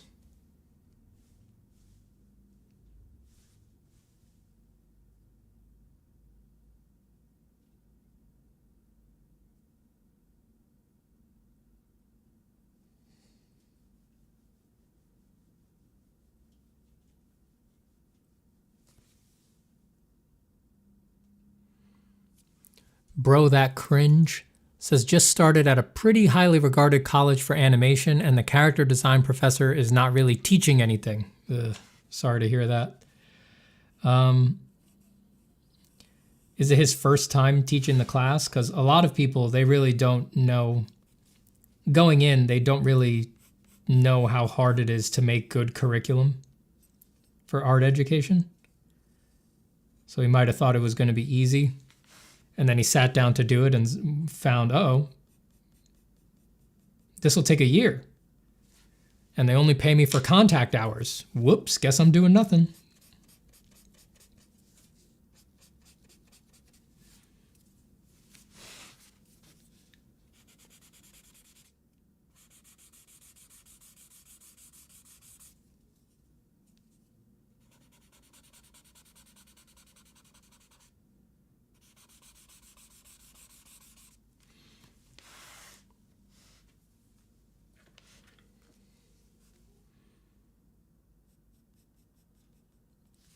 That's one of the reasons I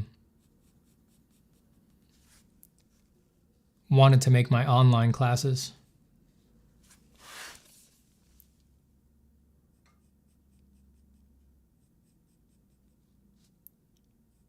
My experience teaching at college was very much like, okay,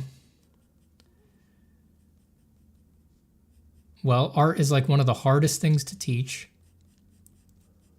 And making good curriculum for it is insanely difficult. But I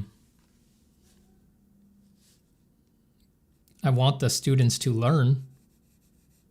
So even though I'm not going to get paid for it, I'm basically going to do dozens and dozens and dozens of hours of unpaid labor so that there's actual curriculum for them to get through. And then after I did that a few times, I was like, you know what? I think I'd like to make some of this on my own so that I can actually do the good curriculum, do the curriculum at like the level of depth and quality that I know is possible. It's very, very hard. Now, that's not me making excuses for your teacher. There is no excuses, right? But I'm just saying that having taught at our college, I feel like I know where it's coming from. I don't think so. He's older. He's been around for at least 10 years. Even more inexcusable. But the problem with that situation is that if you get away with it once, it is so hard to make curriculum that, yeah, it's like, if you get away with it once, you're probably just never going to do it, you know?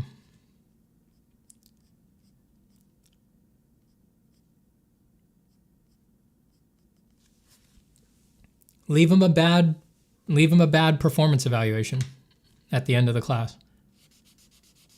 Make sure the program knows.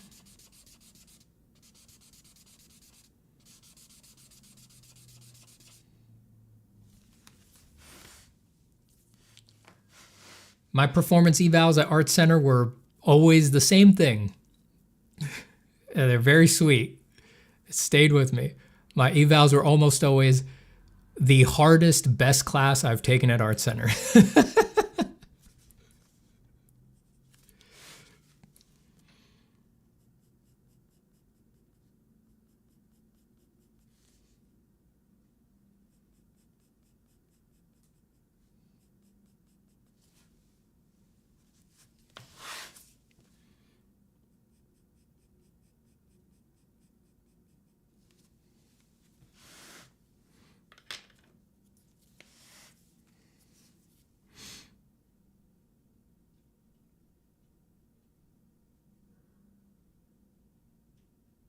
Have you escaped or changed any recurring harmful thoughts? Oh yeah, tons. And I'll need to change and escape and correct many more. They're weeds that sprout in the garden. And we are the gardeners. When a weed sprouts in the gardener's garden, is the gardener vexed, outraged, surprised? No. He says, ah, yes, another weed. And he pulls it. That's what we do.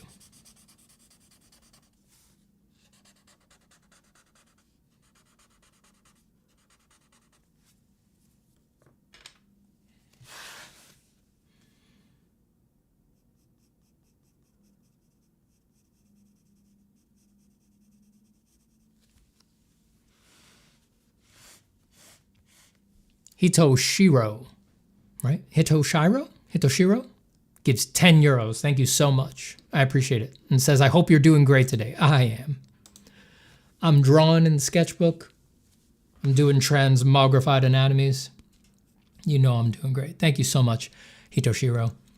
You know I'm going to turn it into pure, uncut Colombian coffee for my son. Black, no milk, no cream. I brew it strong. I brew it black. I put it in the 4-ounce bottle. Put a dab on my wrist. It sizzles and burns my skin, and a little line of steam comes up. A little emissive of steam comes up. And I go, perfect, my son. This one's from Hitoshiro. And I put it in his mouth. And as soon as that burning hot coffee hits his tongue, he goes, mmm.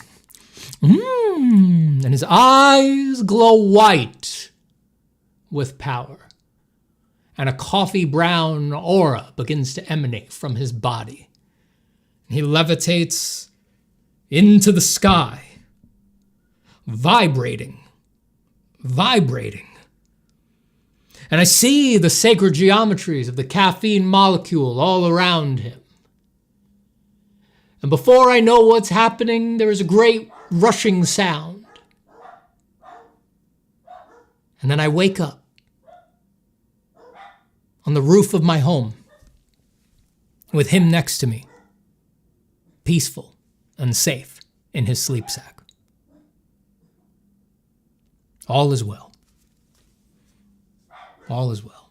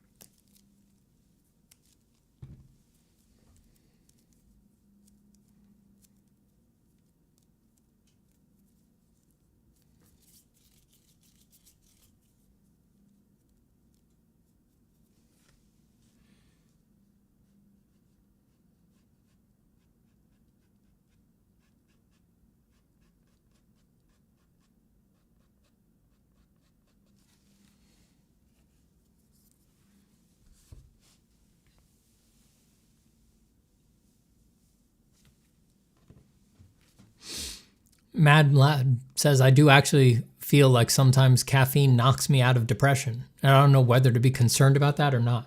Yeah, man. It's drugs, baby.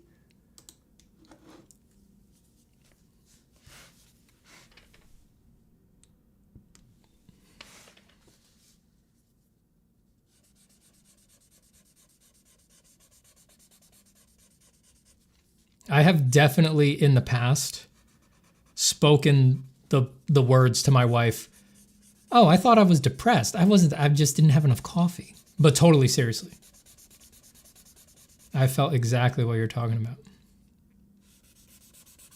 I've definitely told her, oh, I wasn't depressed. I just wasn't drinking enough coffee.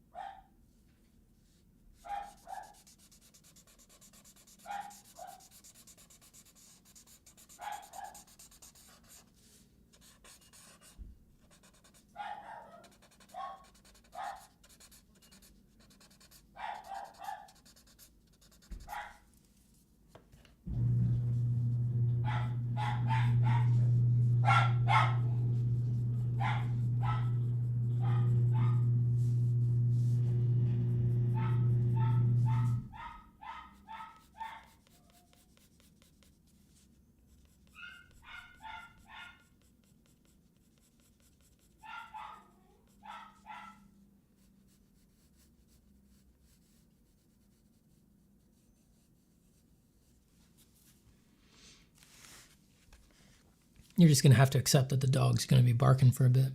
There's no getting around it.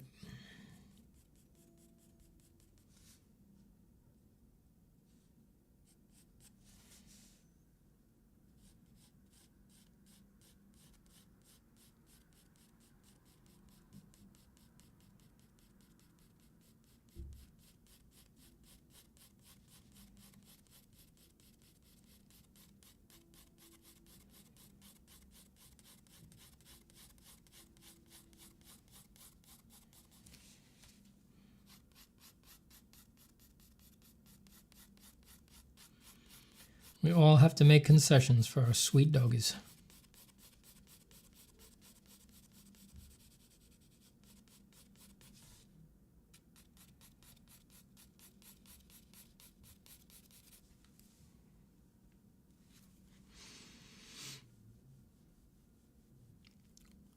Dan Stoy says, "Hi, Stephen. Do you think an artist needs a career to achieve great skill and get to the bottom of one's creative well before depth?"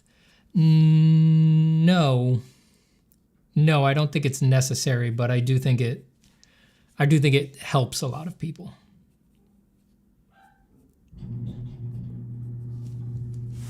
But it's not necessary. I mean, history is full of great artists who really had no career by most evaluations, who, after their death, their achievement was recognized and things like that.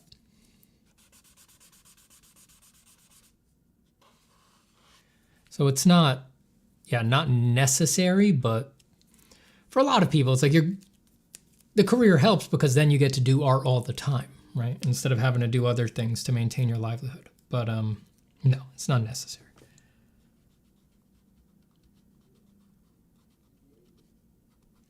I think especially in our current brutal timeline, I think it might make sense. It might make more sense now than ever to make your art, to make your money another way and use that money to support your artistic pursuits.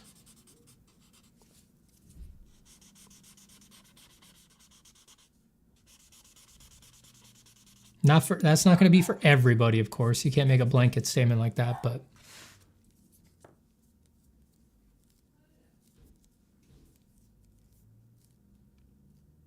I do think that's a good way to go. It's like, it's not that doesn't come with its own heartbreaks, and we're all always going to wish we could spend more time doing our art, but it's just so hard these days to feed your artistic energies to like the commercial system and to tie that up with your creativity. It's very brutal on people.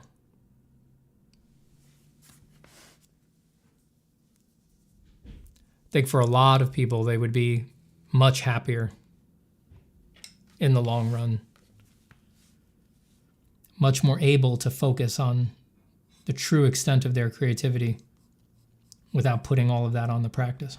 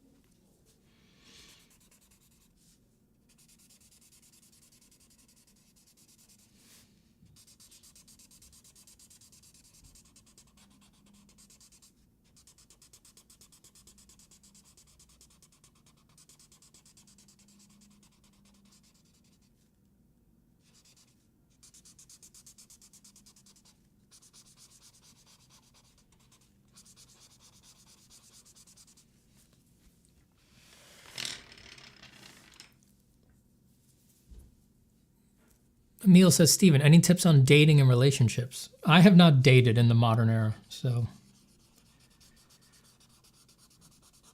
I'll refrain from giving advice there.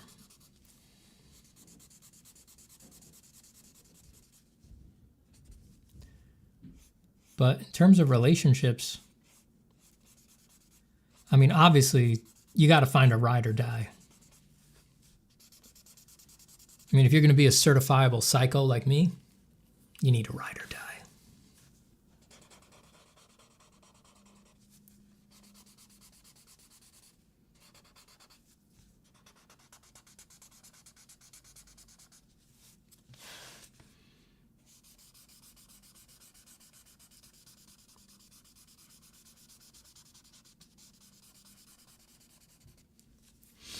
I don't know. I'll tell you this. I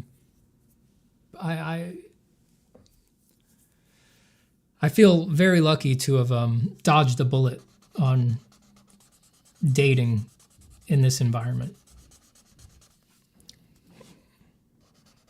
My wife and I talk about that all the time. It seems very, very hard.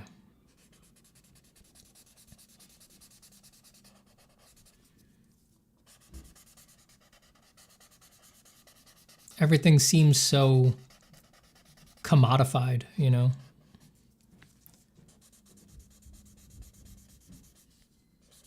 It's like, I don't know. Does it ever feel like maybe people just know too much? Like, it feels like people know too much. Like, everybody's evaluating everybody else in terms of like, are they a good fit for me? You know? And it's like, that's like the evaluation that your parents used to make, and now everybody's making that evaluation. It's like, is there room to just, is there any room left to just really have like a deep and powerful affection for somebody?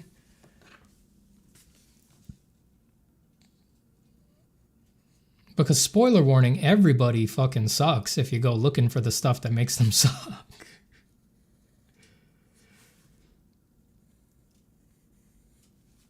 I was like, I hope you're not letting social media trick you into thinking that there's just unabashedly great, perfect for you people out there. It's like,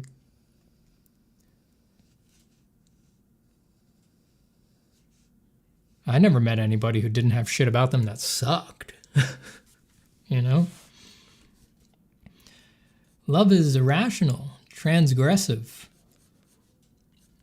unbidden, and unchosen. It's like, if you're going to weigh it down with all your little rational evaluations, which are, you know, actually short-sighted and you don't really know where they're coming from, you know, they're just unbidden, you're going to break it naturally. You know, it's mutually exclusive, I think. Bendick gives 119 knock. Thank you so much. I appreciate it. Bendick says, wouldn't be surprised if the first words from your kid will be, this is, excuse me, a damn fine cup of coffee. Bendick, I'll make sure those are the first words out of his mouth. I will make sure those are the first words out of his mouth. From now on, every night, I'm going to record my own Miss Rachel style kid show, so that by the time he's ready to start speaking, I've got 130 episodes ready to go, and I'm going to make him watch them over and over again. And all I'm going to say is, are you ready to talk? Let's try. Okay? Repeat after me. This is, excuse me, and then hold up the coffee mug, a damn fine cup of coffee. That'll be all he gets to watch. He'll think that's all TV is. He'll think that's the only thing on television. It'll be all he sees.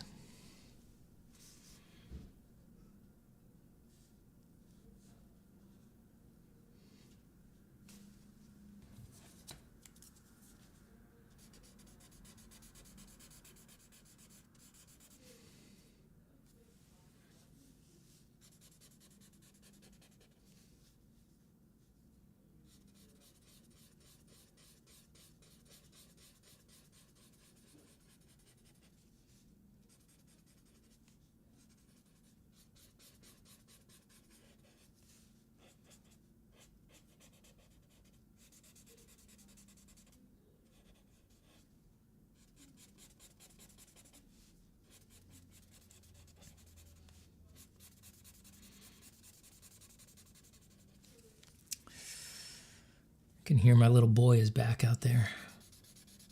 I'm telling you, this is the first time I've had this in my life. It's like drawing what I'm drawing right now is, there's never been anything better for me in my life. You know, I've never, well, you see right here, this kind of thing, this kind of stuff, I'm under no temptation to do anything else on God's green earth when I'm doing this. Until now, first time in my life. I hear him out there and I'm like, you just end stream and go cuddle the guy. They're very cuddly.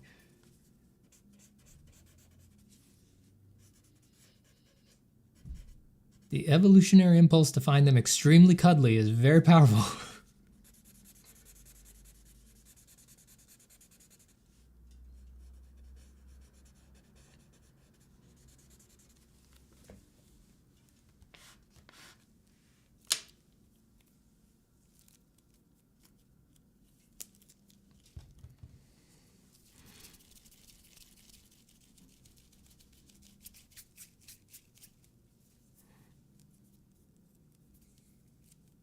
Autumn Rose really can't handle a coffee bit.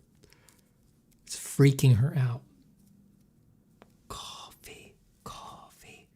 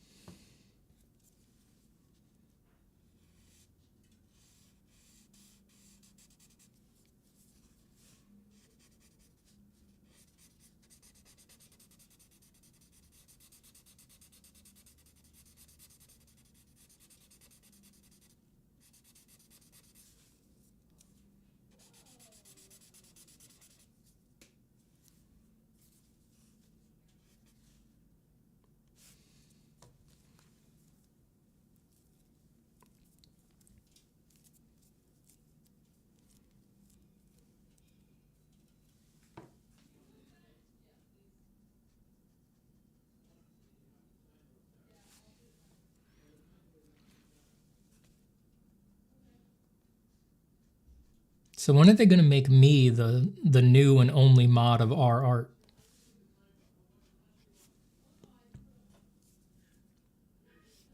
I mean, this is a power vacuum I'm ready to fill.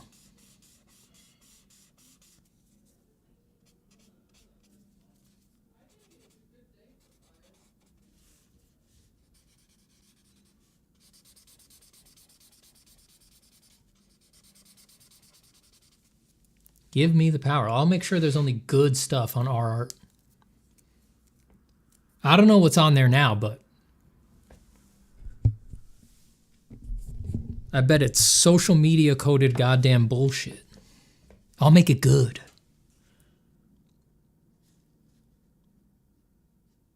Perhaps not surprisingly, it'll mostly be my work on there.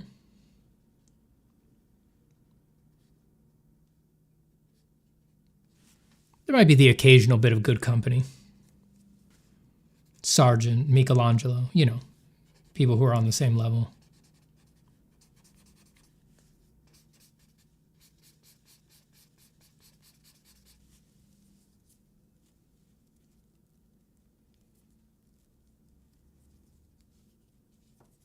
Have you ever had a drawing that you despised but everyone else likes? Dude, I was a commercial artist for 13 years.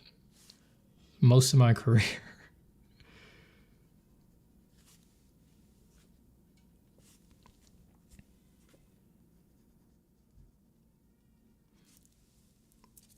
Being a professional designer is submitting 5 awesome ideas that you know are cool and having to finish the one you hate for a month.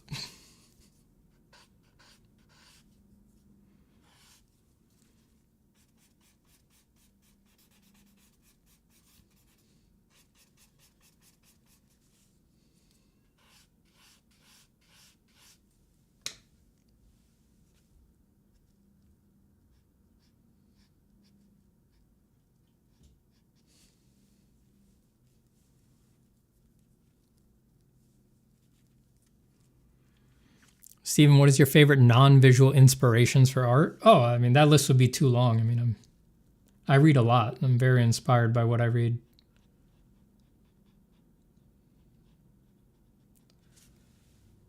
Just great books, you know. But some really great books, they just, they basically become visual inspiration because, well, some books are just full of visual detail. And then other books are just so well written that they play like movies in your head while you read them. It's getting rarer and rarer as time goes by, but that does happen every now and then. That's better than drugs, man. I think the last time I had that was Blood Meridian by Cormac McCarthy. Not on the first read-through. The first read-through was too challenging. I remember on the second time I read it through,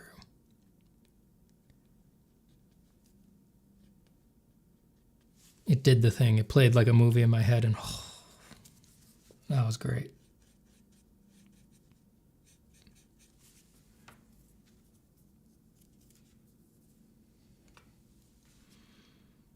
Really wonderful experience.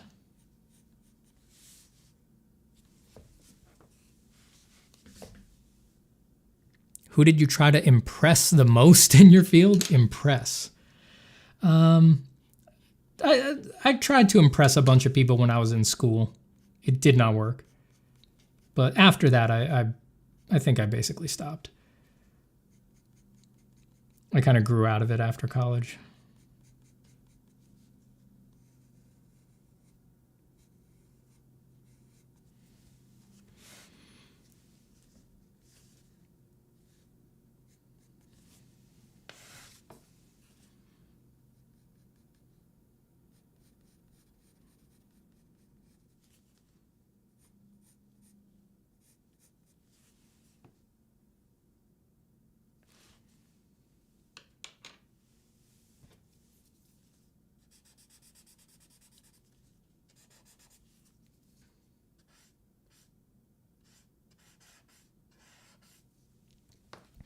Artists are a hard group of people to impress. I mean, you don't really want to be in your head about that, I don't think, with them. And I mean, most artists, you know, they're so busy trying to impress you that they're not even tracking the stuff that you're doing to try to impress them, you know. It's definitely a common character trait for artists that they're trying to impress, you know.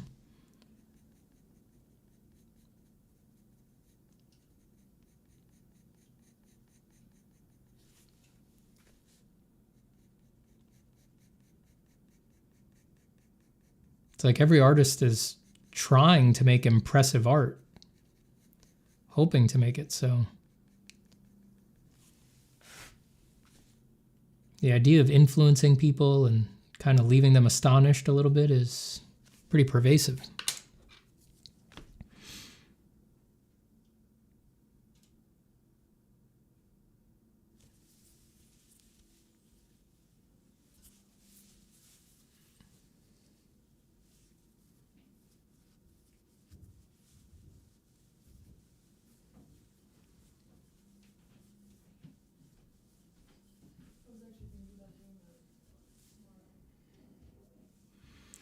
I don't know if I mentioned this before, says bro that cringe, but in grade 7, my teacher had me read The Road by Cormac McCarthy. That seems a little early. Seems a little early. I read The Road right after college when I moved to LA, which answers another question. Aladdin Pab says, where did you go to college? I went to Art Center College of Design in Los Angeles. The Road was the second Cormac McCarthy book I read, I think. The first was No Country for Old Men, which I read in high school.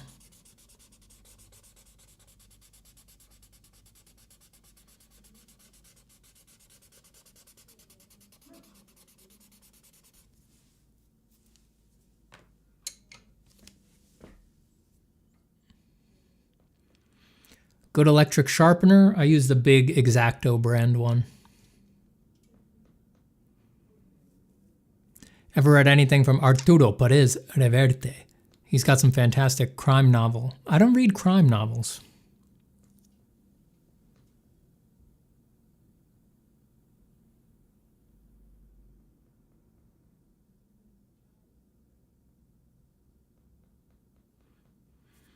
Gorbart said, I was about to say I read Blood Meridian 2 recently, and I felt kind of lost and just blamed it on not being a native English speaker. Gonna reread it for sure now. No, I mean, even native English speakers. McCarthy writes very challenging material, especially in his old style. It's hard to read. He's not making any concessions to you, to the reader. Very hard to read. I don't think you go into a McCarthy book to be entertained. You go into a McCarthy book to be challenged.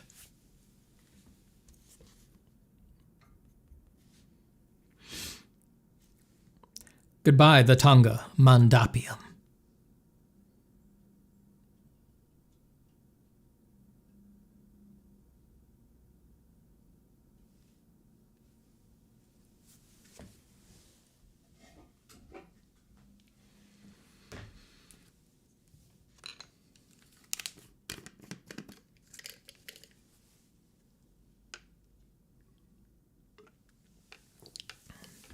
Draw and Sword Graphics says, Steven, what happened with that comic you were drawing live some time back? Haven't worked on it in a while.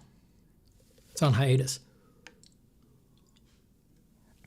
Hiatus before release. How good is that?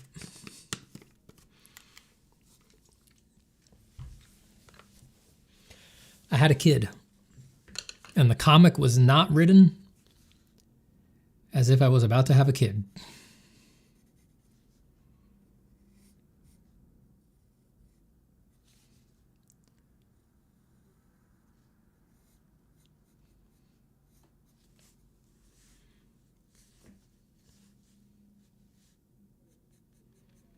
Doing that comic as written would be a huge commitment on spec, And I've got to feed my child.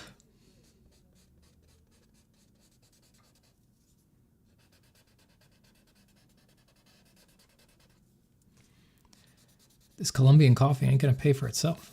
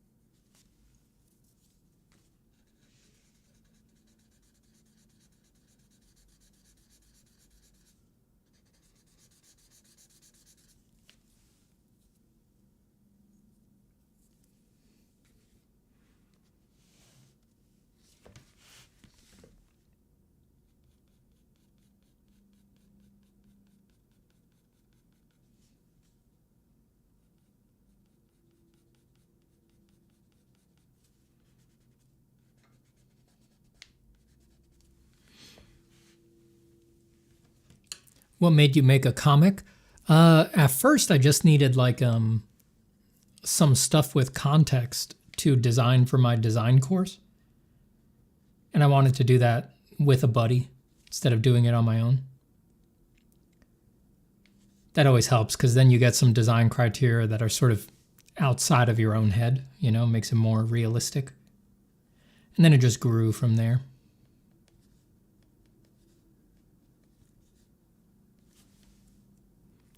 None of it wound up in the design course because the curriculum wound up shifting.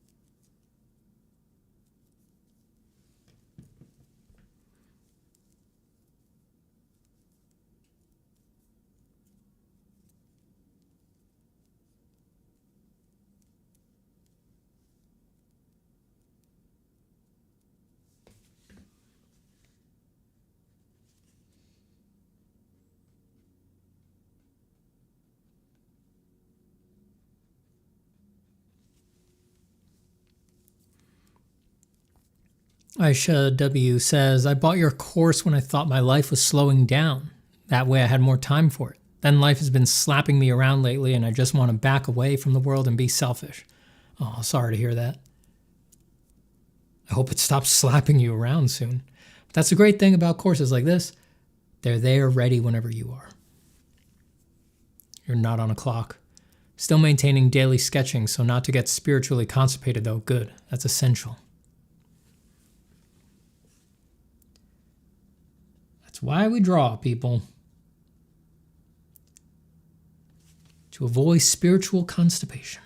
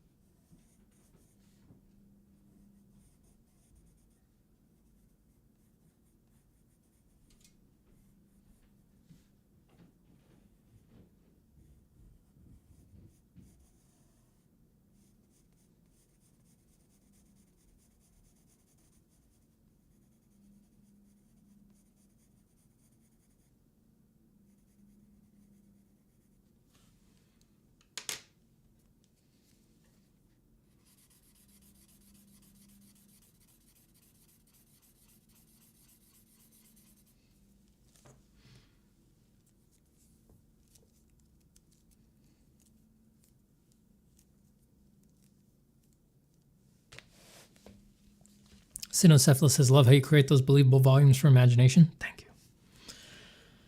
Thank you, thank you, thank you.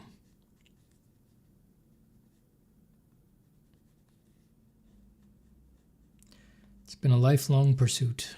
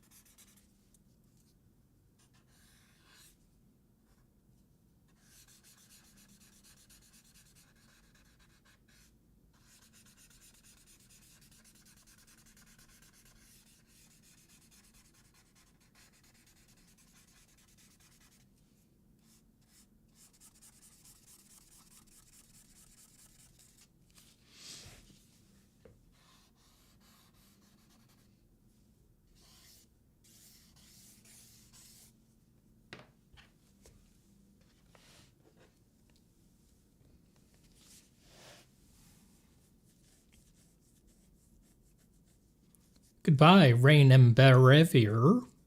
Rainham Berever. Rainham Bever. Bendick says, as the assignments in the design courses focus on design for games, are the lessons also then focused on design more related to games? No, they're not. Would the lessons also apply to design for comics? They would apply for anything, I would say. Bendick follows up, been thinking about picking it up, but I'm not really interested in games, more comics and world building. The inventory screen assignment is a, oh, thank you so much. Be careful, there's a bit of a needed eraser there. Okay, you're good. Don't worry about that. I got a paper towel. Okay. Thank you. Thank you so much. How's the walk? How's the little one? Okay. Oh, wait, come back. I'll text her.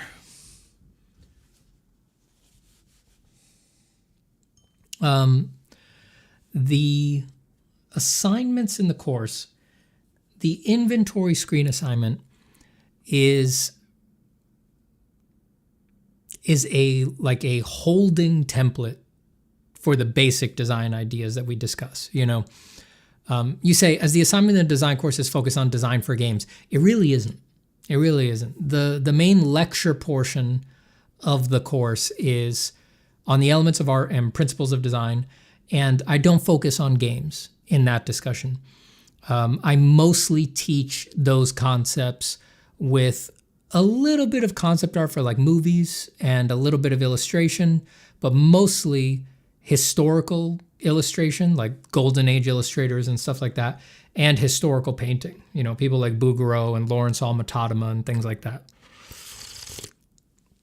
And I did that on purpose because I wanted to be able to teach the elements and the principles in a generalized way where it would apply to basically anybody making any kind of image, drawing and painting in basically any kind of way.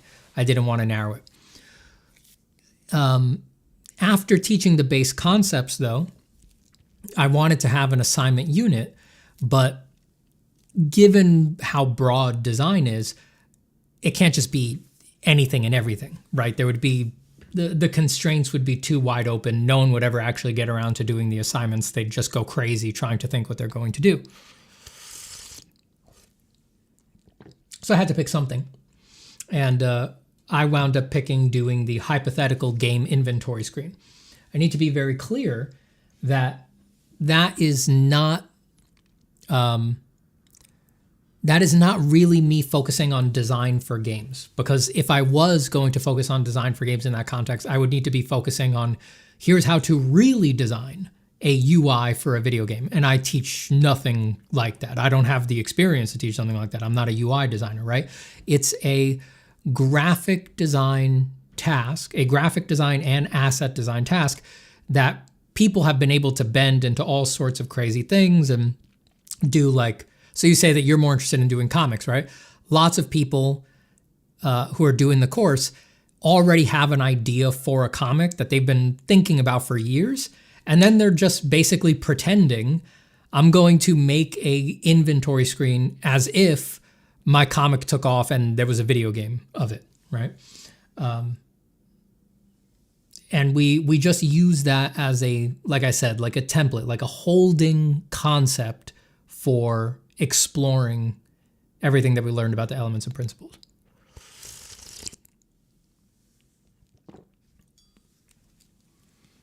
There was somebody straight up going traditional on the assignments, right? Yep.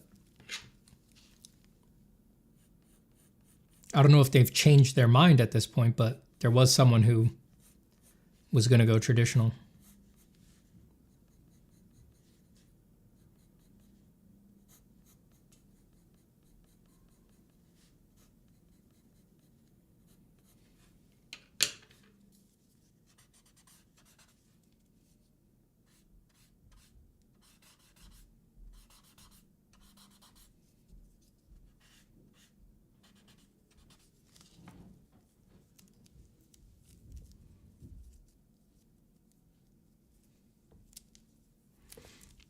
Steven, your sipping game is off the charts. Oh, you gotta sip. Are you even living if you ain't sipping?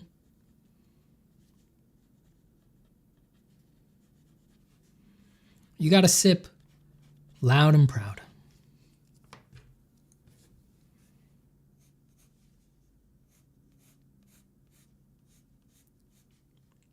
Tea on a winter's day? Are you kidding me? If you hide your sips on that, not even human.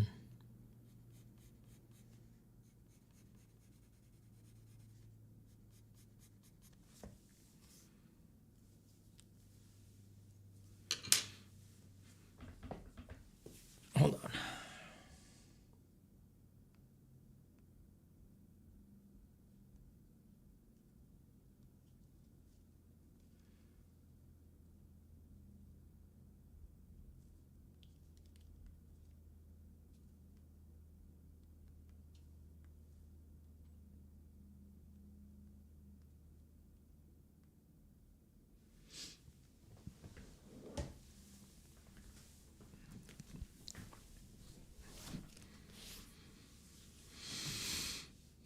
Mel says, Steven, I just wanted to say the figure you just finished on the left side of Sketchbook is probably my favorite from you. No joke. It's fucking peak.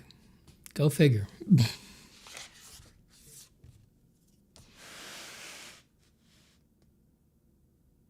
Yeah, it's pretty good. I'm glad you like it. It's like I always say in the videos and stuff like that. It's like you could be chatting, talking, not paying attention, and you know, you accidentally do one of your fans' favorite drawings, right?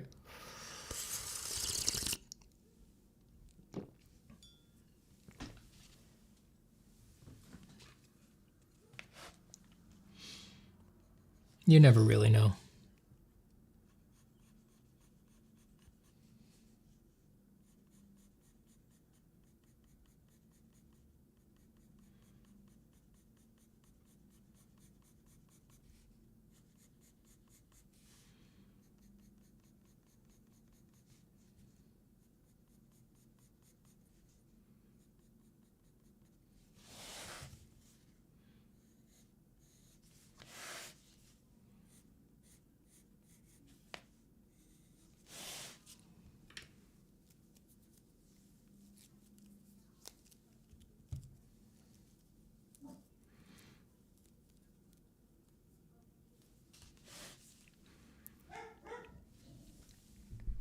Do you have any personal theories about why the ancient people who first made art decided to make art?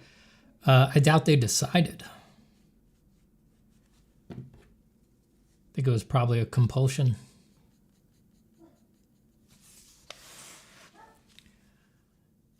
I think that, like us, the demon sees them.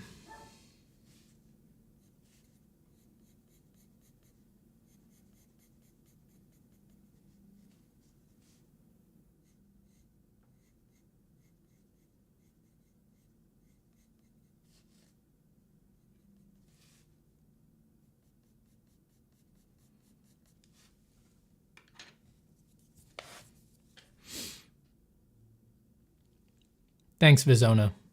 I appreciate it.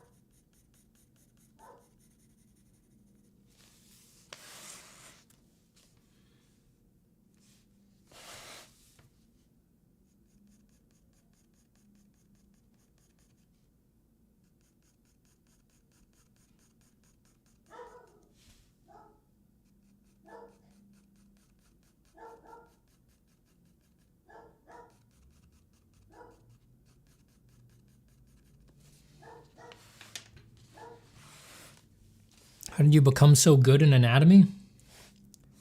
I mean, I learned it, quote unquote. I did sit and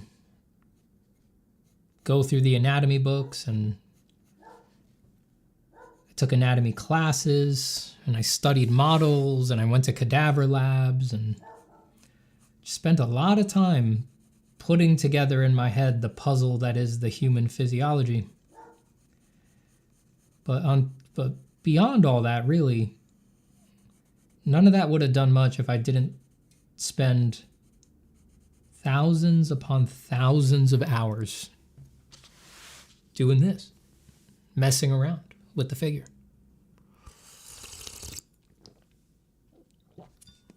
I didn't wait until after I had done all that studying to do this. I was always doing this and that and this. I was always doing that even before I studied the anatomy. Just wasn't as good. But I did it before, I did it after, and now that my studies of anatomy are done / permanently ongoing, I continue to do them. I always knew that this was what that was in service of, in service to, what anatomical knowledge was in service to. And so I couldn't stop doing it while I learned anatomy. You know, this always needed to be running concurrently to help me understand if I was learning the parts of anatomy that were actually useful, to vet where my focus should go.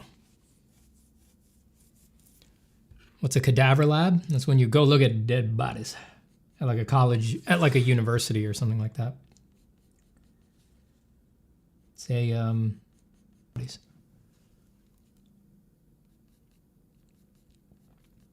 If not dissect them, at least inspect pre-dissected specimens and learn from them.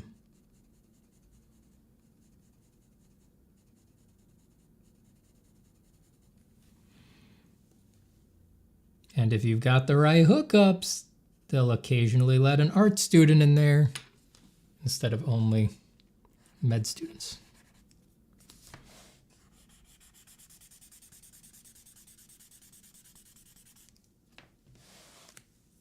I only did it a couple times, but it's a very impactful experience.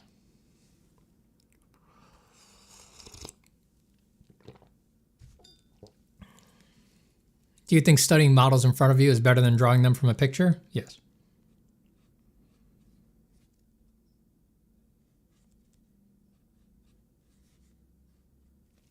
I personally have gone to life drawing many hundreds of times.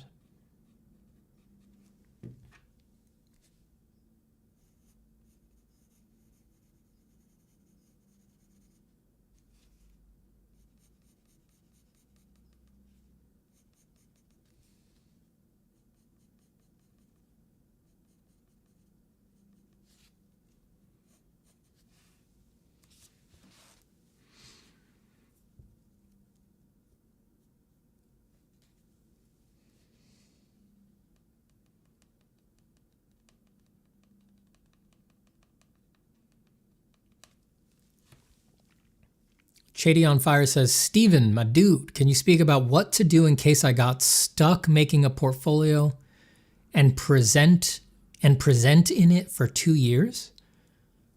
I'm a little confused there. Now, even though I work a new material, but I find myself stuck in how to present it. What do you mean by how to present it?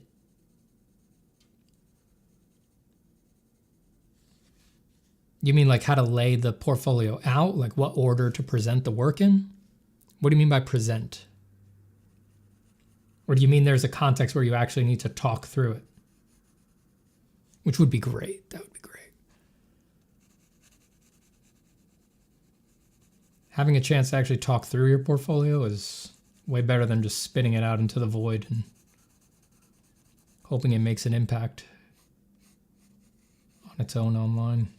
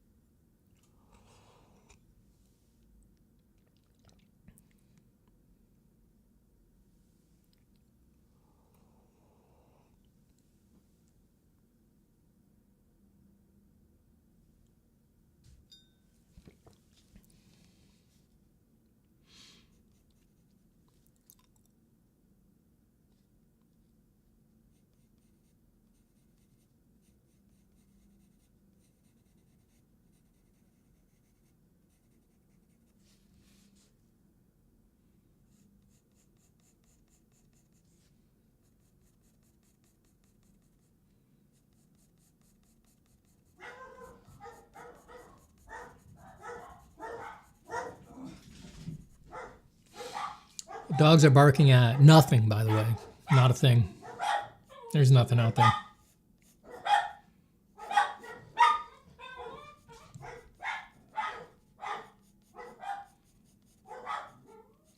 Sorry, they got back into the room that I keep them out of while I stream.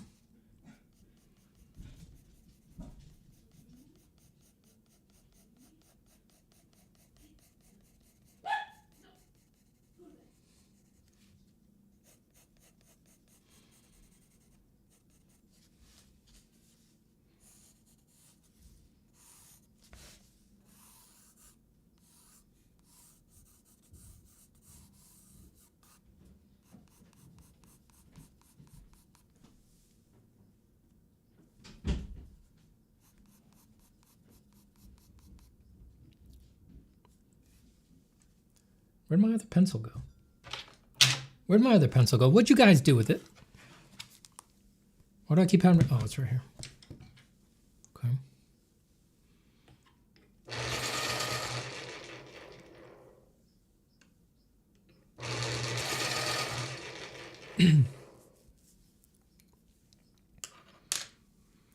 I guess it's more of a self-presentation. It's like I don't have a focus or clarity to find a way to present myself that is true to me, and they will find me a good career in the future, I guess. I mean, focus is very difficult. You know, it's one of the hardest things about putting together a professional portfolio. It's like it's very easy for all of us for the folio to be kind of all over the place, which is not such a big deal once you're broken in, you know, because at that point people know they can trust you. So it being a little all over the place kind of shows you have range. But breaking in, yeah, lack of focus is tough.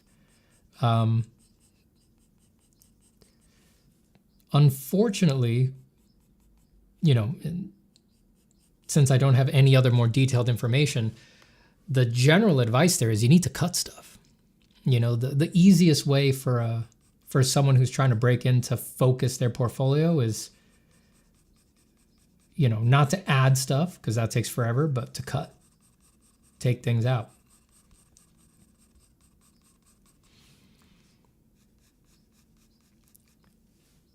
Don't stick too slavishly to this, but a common thing that people say is if you think you have 20 things you could put in your portfolio, cut it to 10. Cut it in half.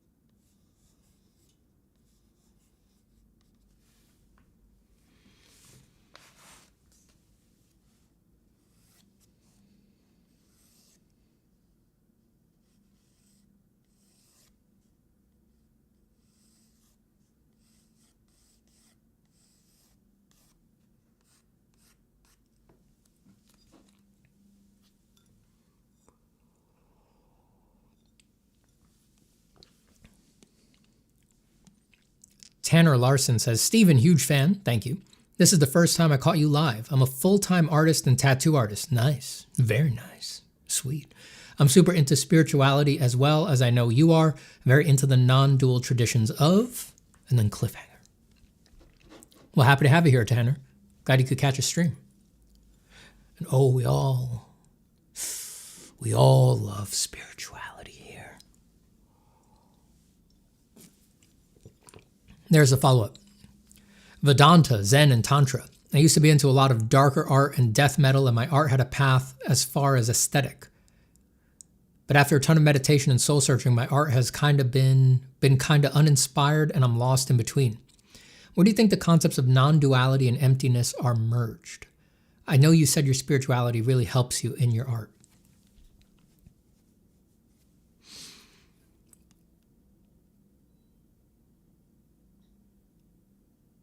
I used to be into a lot of dark art and death metal, and my art had a path as far as aesthetic. I think I get that, you know.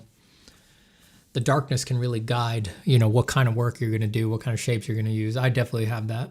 You know, I'm definitely influenced by the darker side of things. But after a ton of meditation and soul searching, my art has been kind of uninspired, and I'm lost in between. Where do you think the concepts of non-duality and emptiness and art... I see. Non-duality and emptiness and art merge. I know you said your spirituality really helps you in your art. So, for me, art is a way to... Right, where do emptiness and spirituality... Well, let's put non-duality on the side, because I think non-duality is a difficult concept to grapple with in this context. But let's say emptiness, right? Emptiness is a very big concept, but I think for now we could say like... but then Tanner says, I mean, non-duality and art merge. Okay, and I just said I'd put non-duality to the side. All right. All right. People are, in general, in their own way with their art. So what I like about non-duality and emptiness is that if you really have contact with them and you take them seriously and the implications there, they're a constant needling reminder that you can't actually be in your own way because there's no you to be in the way. Now, if you get that, that makes perfect sense. And if you don't get that, that can seem just completely inscrutable and stupid. But you know, for what it's worth, I really believe it's true. To try to give some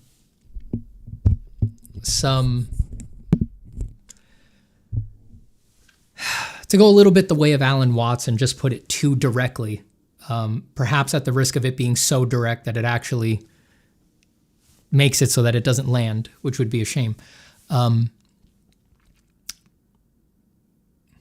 Just trying to think of which sacred concept to step on first and piss people off. It's like, okay, non-dual emptiness, right? If it's non-dual, there's no you, right? That creates a separation. That is to say, the Buddhist tenet of non-self, right? Which I do believe in. There is no self.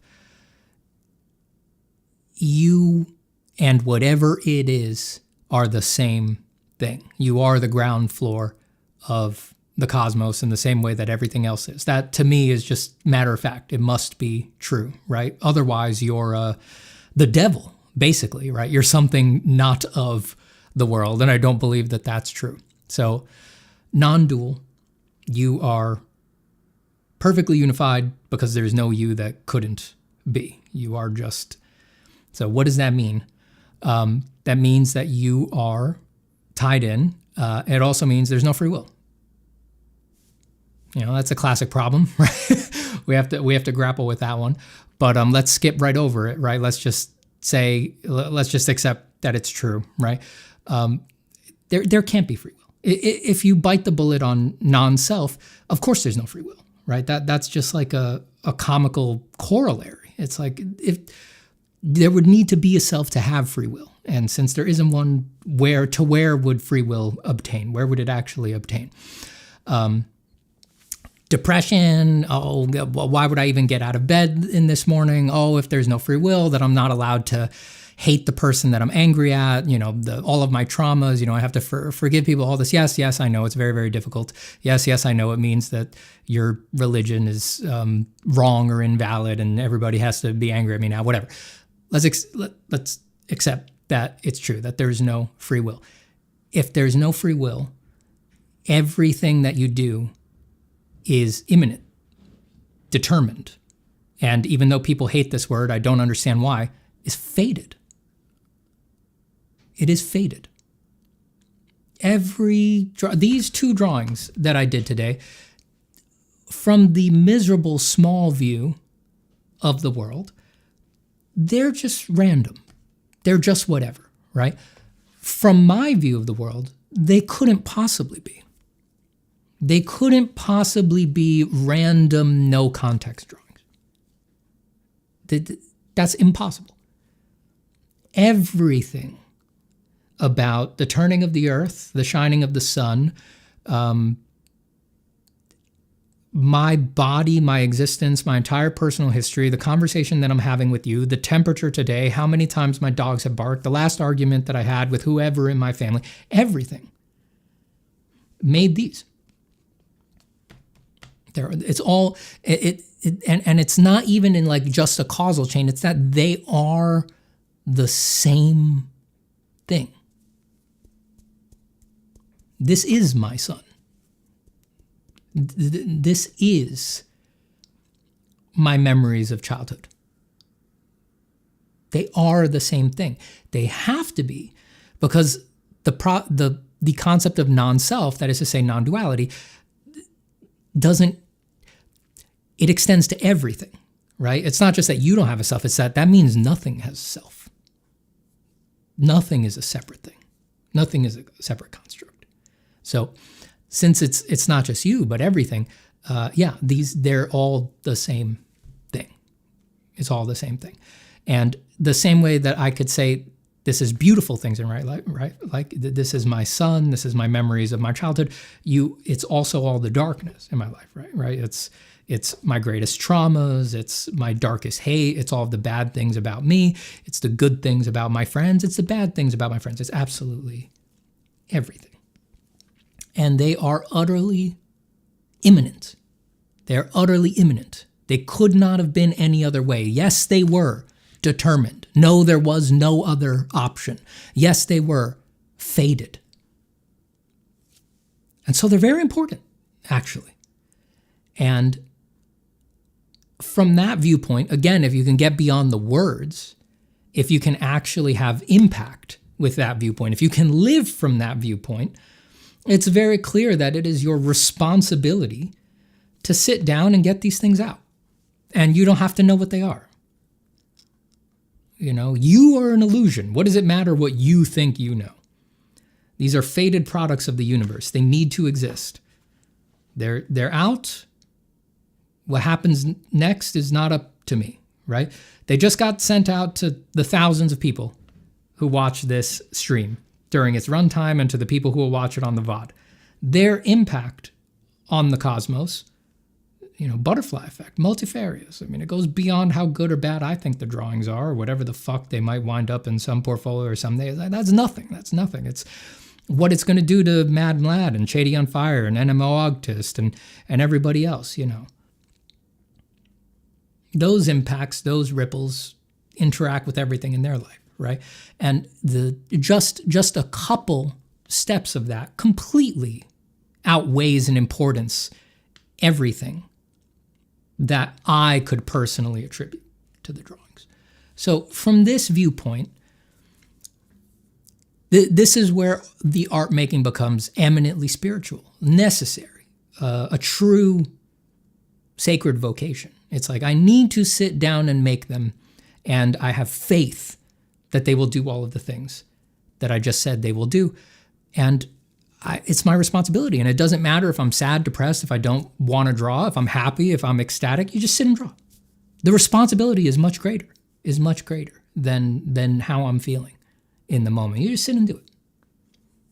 There's a greater mission at hand. There's a greater mission at hand. So for me, that is where the non-dual and emptiness, again, emptiness is essential here, because if you weren't empty, you'd be in the way, right? A real acceptance of emptiness is what allows the faded nature of the cosmos to course through you, right? That is where it all intersects with me. That for me. And that is how it influences my art, which I hope you can tell from what I said is completely. It keeps me returning to the drawing board and makes me not feel that my art is small, which is something that a lot of people suffer from, right? Like, I don't have that problem because I really believe these things. When I sit and draw, there's nothing more important I could be doing. Nothing. Except maybe cuddling my son. It's wonderful.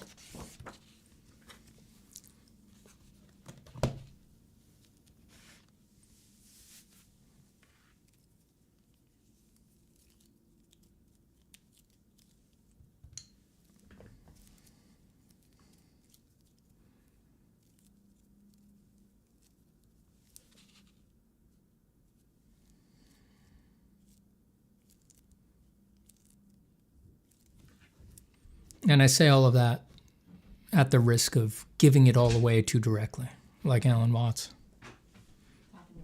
Oh, nice. No milk, though. That's all right. Bless you, sweet one.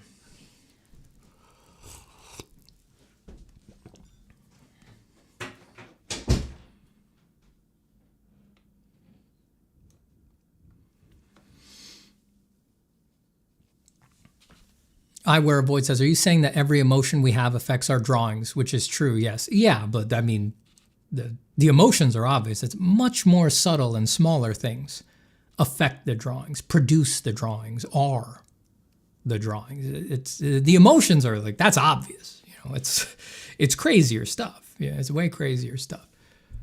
It's and the inverse is true. The drawings affect your emotions and affect other things in your life. And the drawings actually know things about your life that you don't know yet. I believe that as well.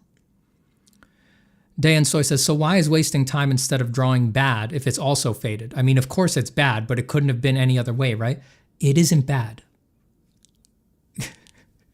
You couldn't possibly waste time. You think you're wasting time. You have no idea what you're doing. You have no idea what you're doing.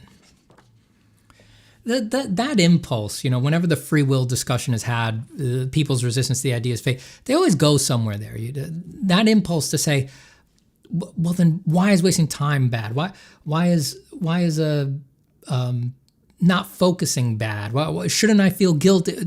If I don't have free will, then I shouldn't feel guilty about this, and this. Yeah, you shouldn't.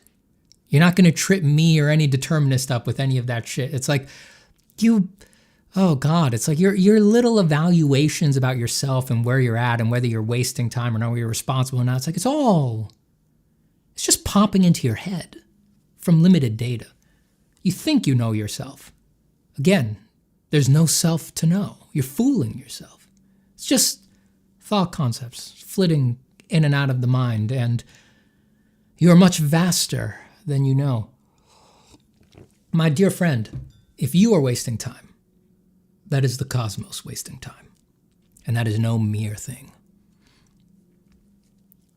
Nanto says, I definitely have come to the conclusion on my own that we are a summation of our multisensory inputs, where each entity in our input were also summations of their input since the beginning. It seems to be that many of the historical great works feel almost eternally existent, and the creator was merely a conduit of the expression of that eternal work because they were attuned to it. Yeah, I can get with it. I mean, we don't know what art is. I really don't think so. I really don't think we know what art is. We have our current cultural concept, but I think that its nature continues to elude us, as it always has.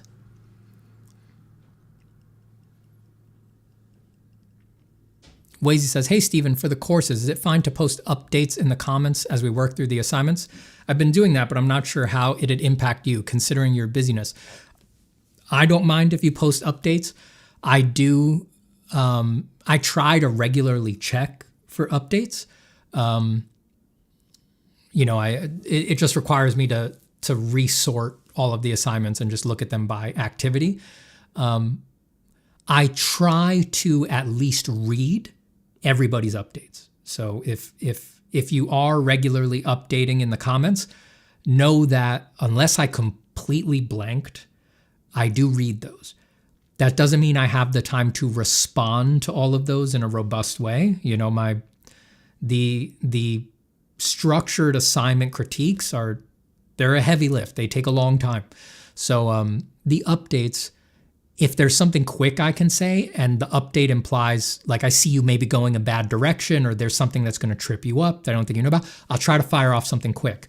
But I read them, and if it just looks like everything's going kind of fine, good. I leave it, In that context, it's sort of a no news is good news kind of thing. But yeah, rest assured, I've probably read your update.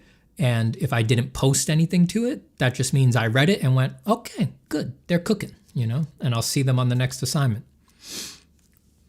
The good thing about the design course is that all of your updates, everything like that, it's all going to get rechecked in the final assignments 9 and 10 when it all goes into the inventory screen, right? That's going to be time where everything gets re-evaluated and we're going to ask ourselves what's working, what isn't. So it's whatever updates you're doing, it's even if I don't say anything, it's not like those things are never going to get addressed again. It all still needs to come together into the cohesive whole.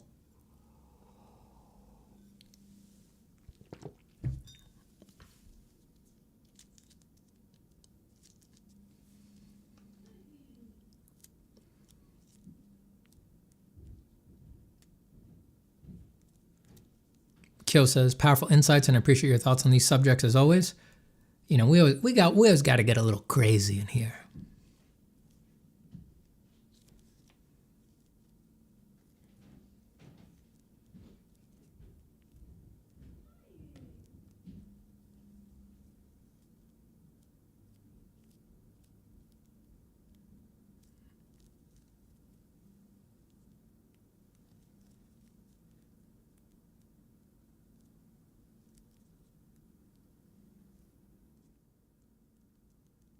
Are you doing any events in Europe? No, I've never done any events in Europe except vacation.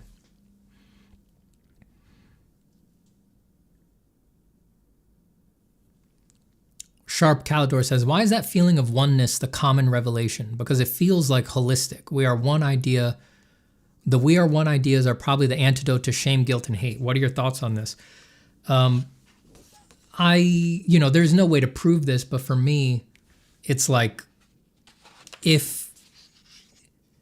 to me, it just makes perfect sense that if people have powerful experiences and the people who have these powerful experiences generally tend to come back and report the same thing, it might be because it's the truth. And if they were reporting different things, very different things, it might be because it's not the truth. I just don't have any trouble accepting that, that yes, the feeling of oneness, the mystical revelation that I and the Father are one, right? That I'm mainlining the secret truth of the universe. There's no separation. We are God, it's just it's repeated over and over again in every mystical tradition. It's repeated over and over again by tons and tons of the prophets, except for the ones with more secular agendas. It just makes perfect sense. It's because it's true. So if you observe things and multiple corroborations of observation report the same thing, you're zeroing in on truth. It's kind of like what we were talking about earlier when I was ranting and screaming about the people who seek the objectively good in art, which is a long tradition. People have been doing it forever, right? At least as far as I forget his name, but the Greek sculptor who made the first canon of proportion that was embodied in that famous sculpture. I'm 4 hours into stream. No, I'm 3.5 hours into stream. My ability to name the artists and pieces of antiquity is failing me right now. But it's always been around. That impulse has always been around. And they think they're zeroing in on truth, right? Like, I found the objectively good in art. And then if you look at all of the many hundreds of people who have tried to report on what this is, they all say different things. It all diverges. It's because none of them are right. It's not true. At least for someone like me, the sum of that body of work brings me to the conclusion that, art isn't objective. There is nothing objectively true. If there was something objectively true, that's what it's like to find truth. Multiple corroborations will zero in on the same thing. So the same way in that case, the evidence of observation is bringing people to the conclusion that it's not true, right? They're seeking an objective truth, and everybody keeps finding a different goddamn thing, which must mean there's no objective truth. The experiences of the mystics all coming back and reporting the same thing. It's all one, not self. The ego is an illusion. It's because that's the truth. It's just the truth. It's like, of course it's simple. If it was complicated, everybody would understand it.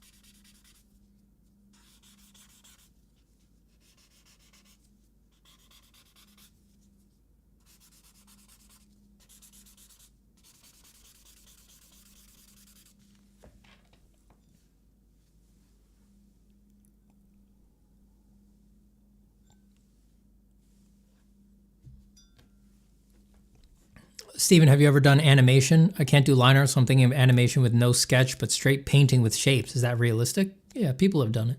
I've never done. And I did one animation in high school. I'm not an animation guy.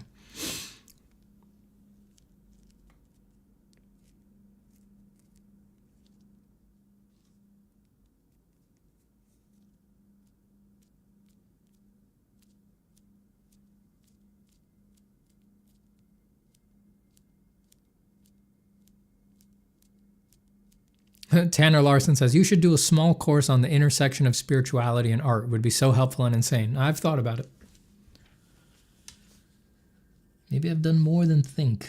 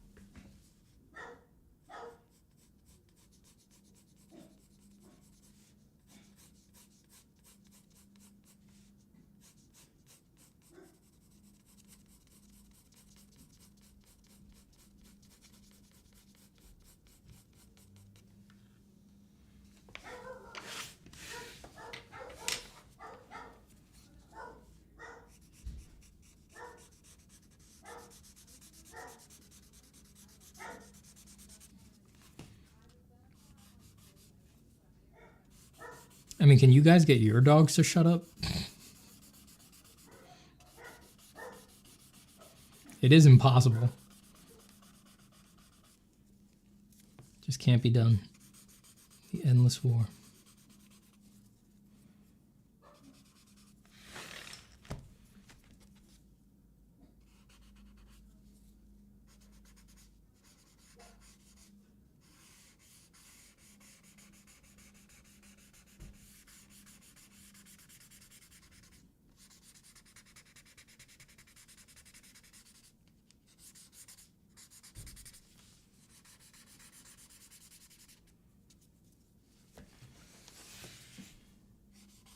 It's like, damn, if you're not gonna hit them, if you're committed to never hitting them, they're like, they know you're a punk. They're never gonna shut up. They never shut up. You can put on as much of a display as you want. They always look at you like, what are you gonna do? You're not gonna do anything.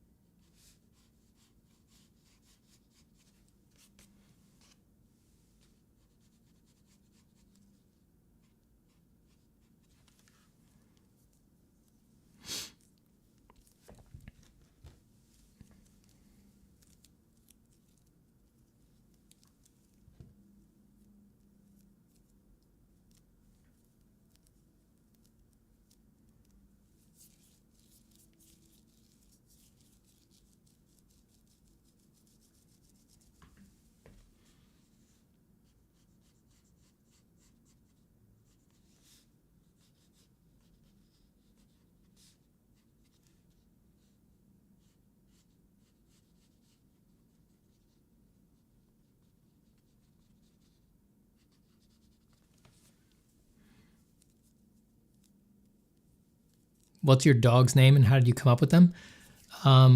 Fanny was just the name that she already had from the adoption place. And we just kept it because we had already started thinking of her that way. And Winnie is my in-laws' dog. They named her.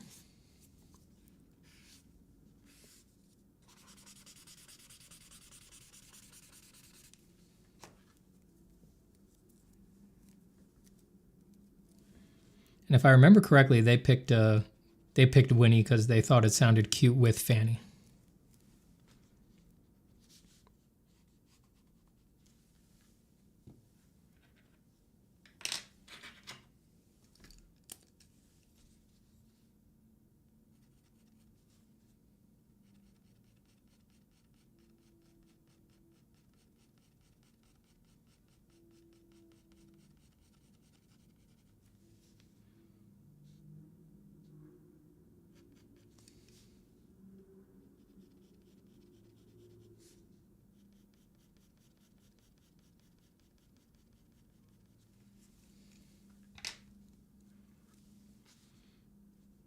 All right, everybody, it's past 5.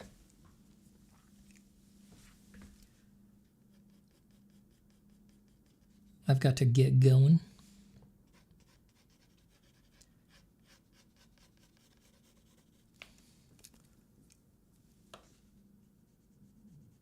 Got dinner at a friend's house tonight. So I got to go get ready. Prepare the baby as well.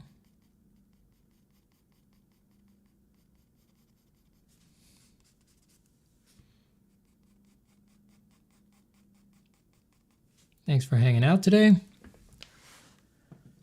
Thanks for being here while we sketched like madmen. Did we do anything over here?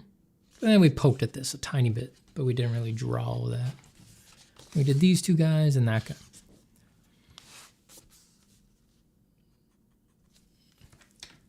As we've been saying, Black Friday sale still going. Ends December 1st. Please check out Design Fundamentals. You get the course, etc., etc.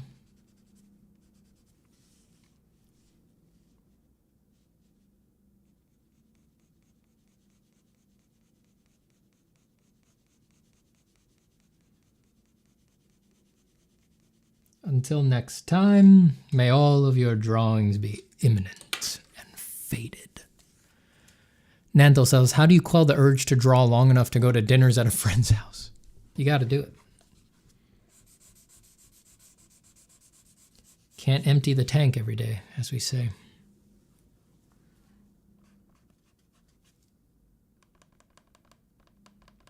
You need other experiences.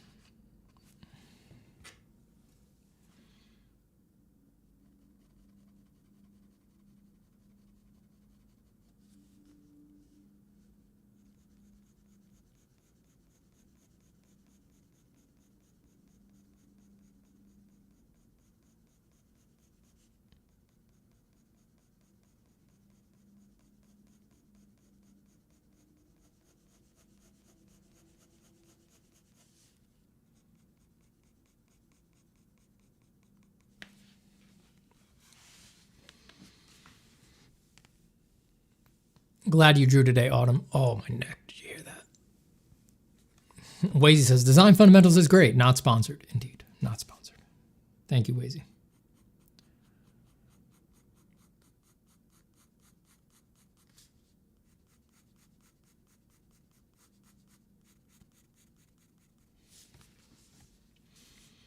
I'm glad you like it, and thanks for telling the world.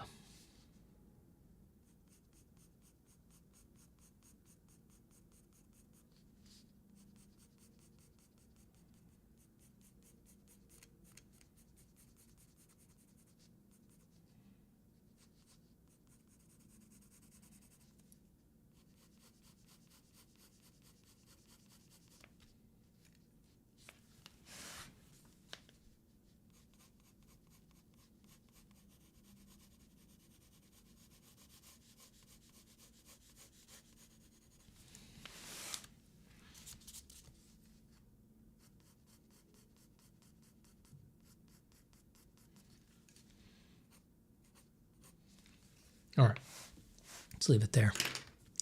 Goodbye to Buddha Belly. Goodbye to I Wear a Void. Goodbye to Autumn Rose. Goodbye to Animalctist. Goodbye to Dan Stoy. Goodbye to Wazy, Bro That Cring, Mad Lad, Jesus the Comeback, Kyokusei, Nanto, and Taco Force 157. And A25, of course, user A25. Thank you so much. Goodbye, Chady.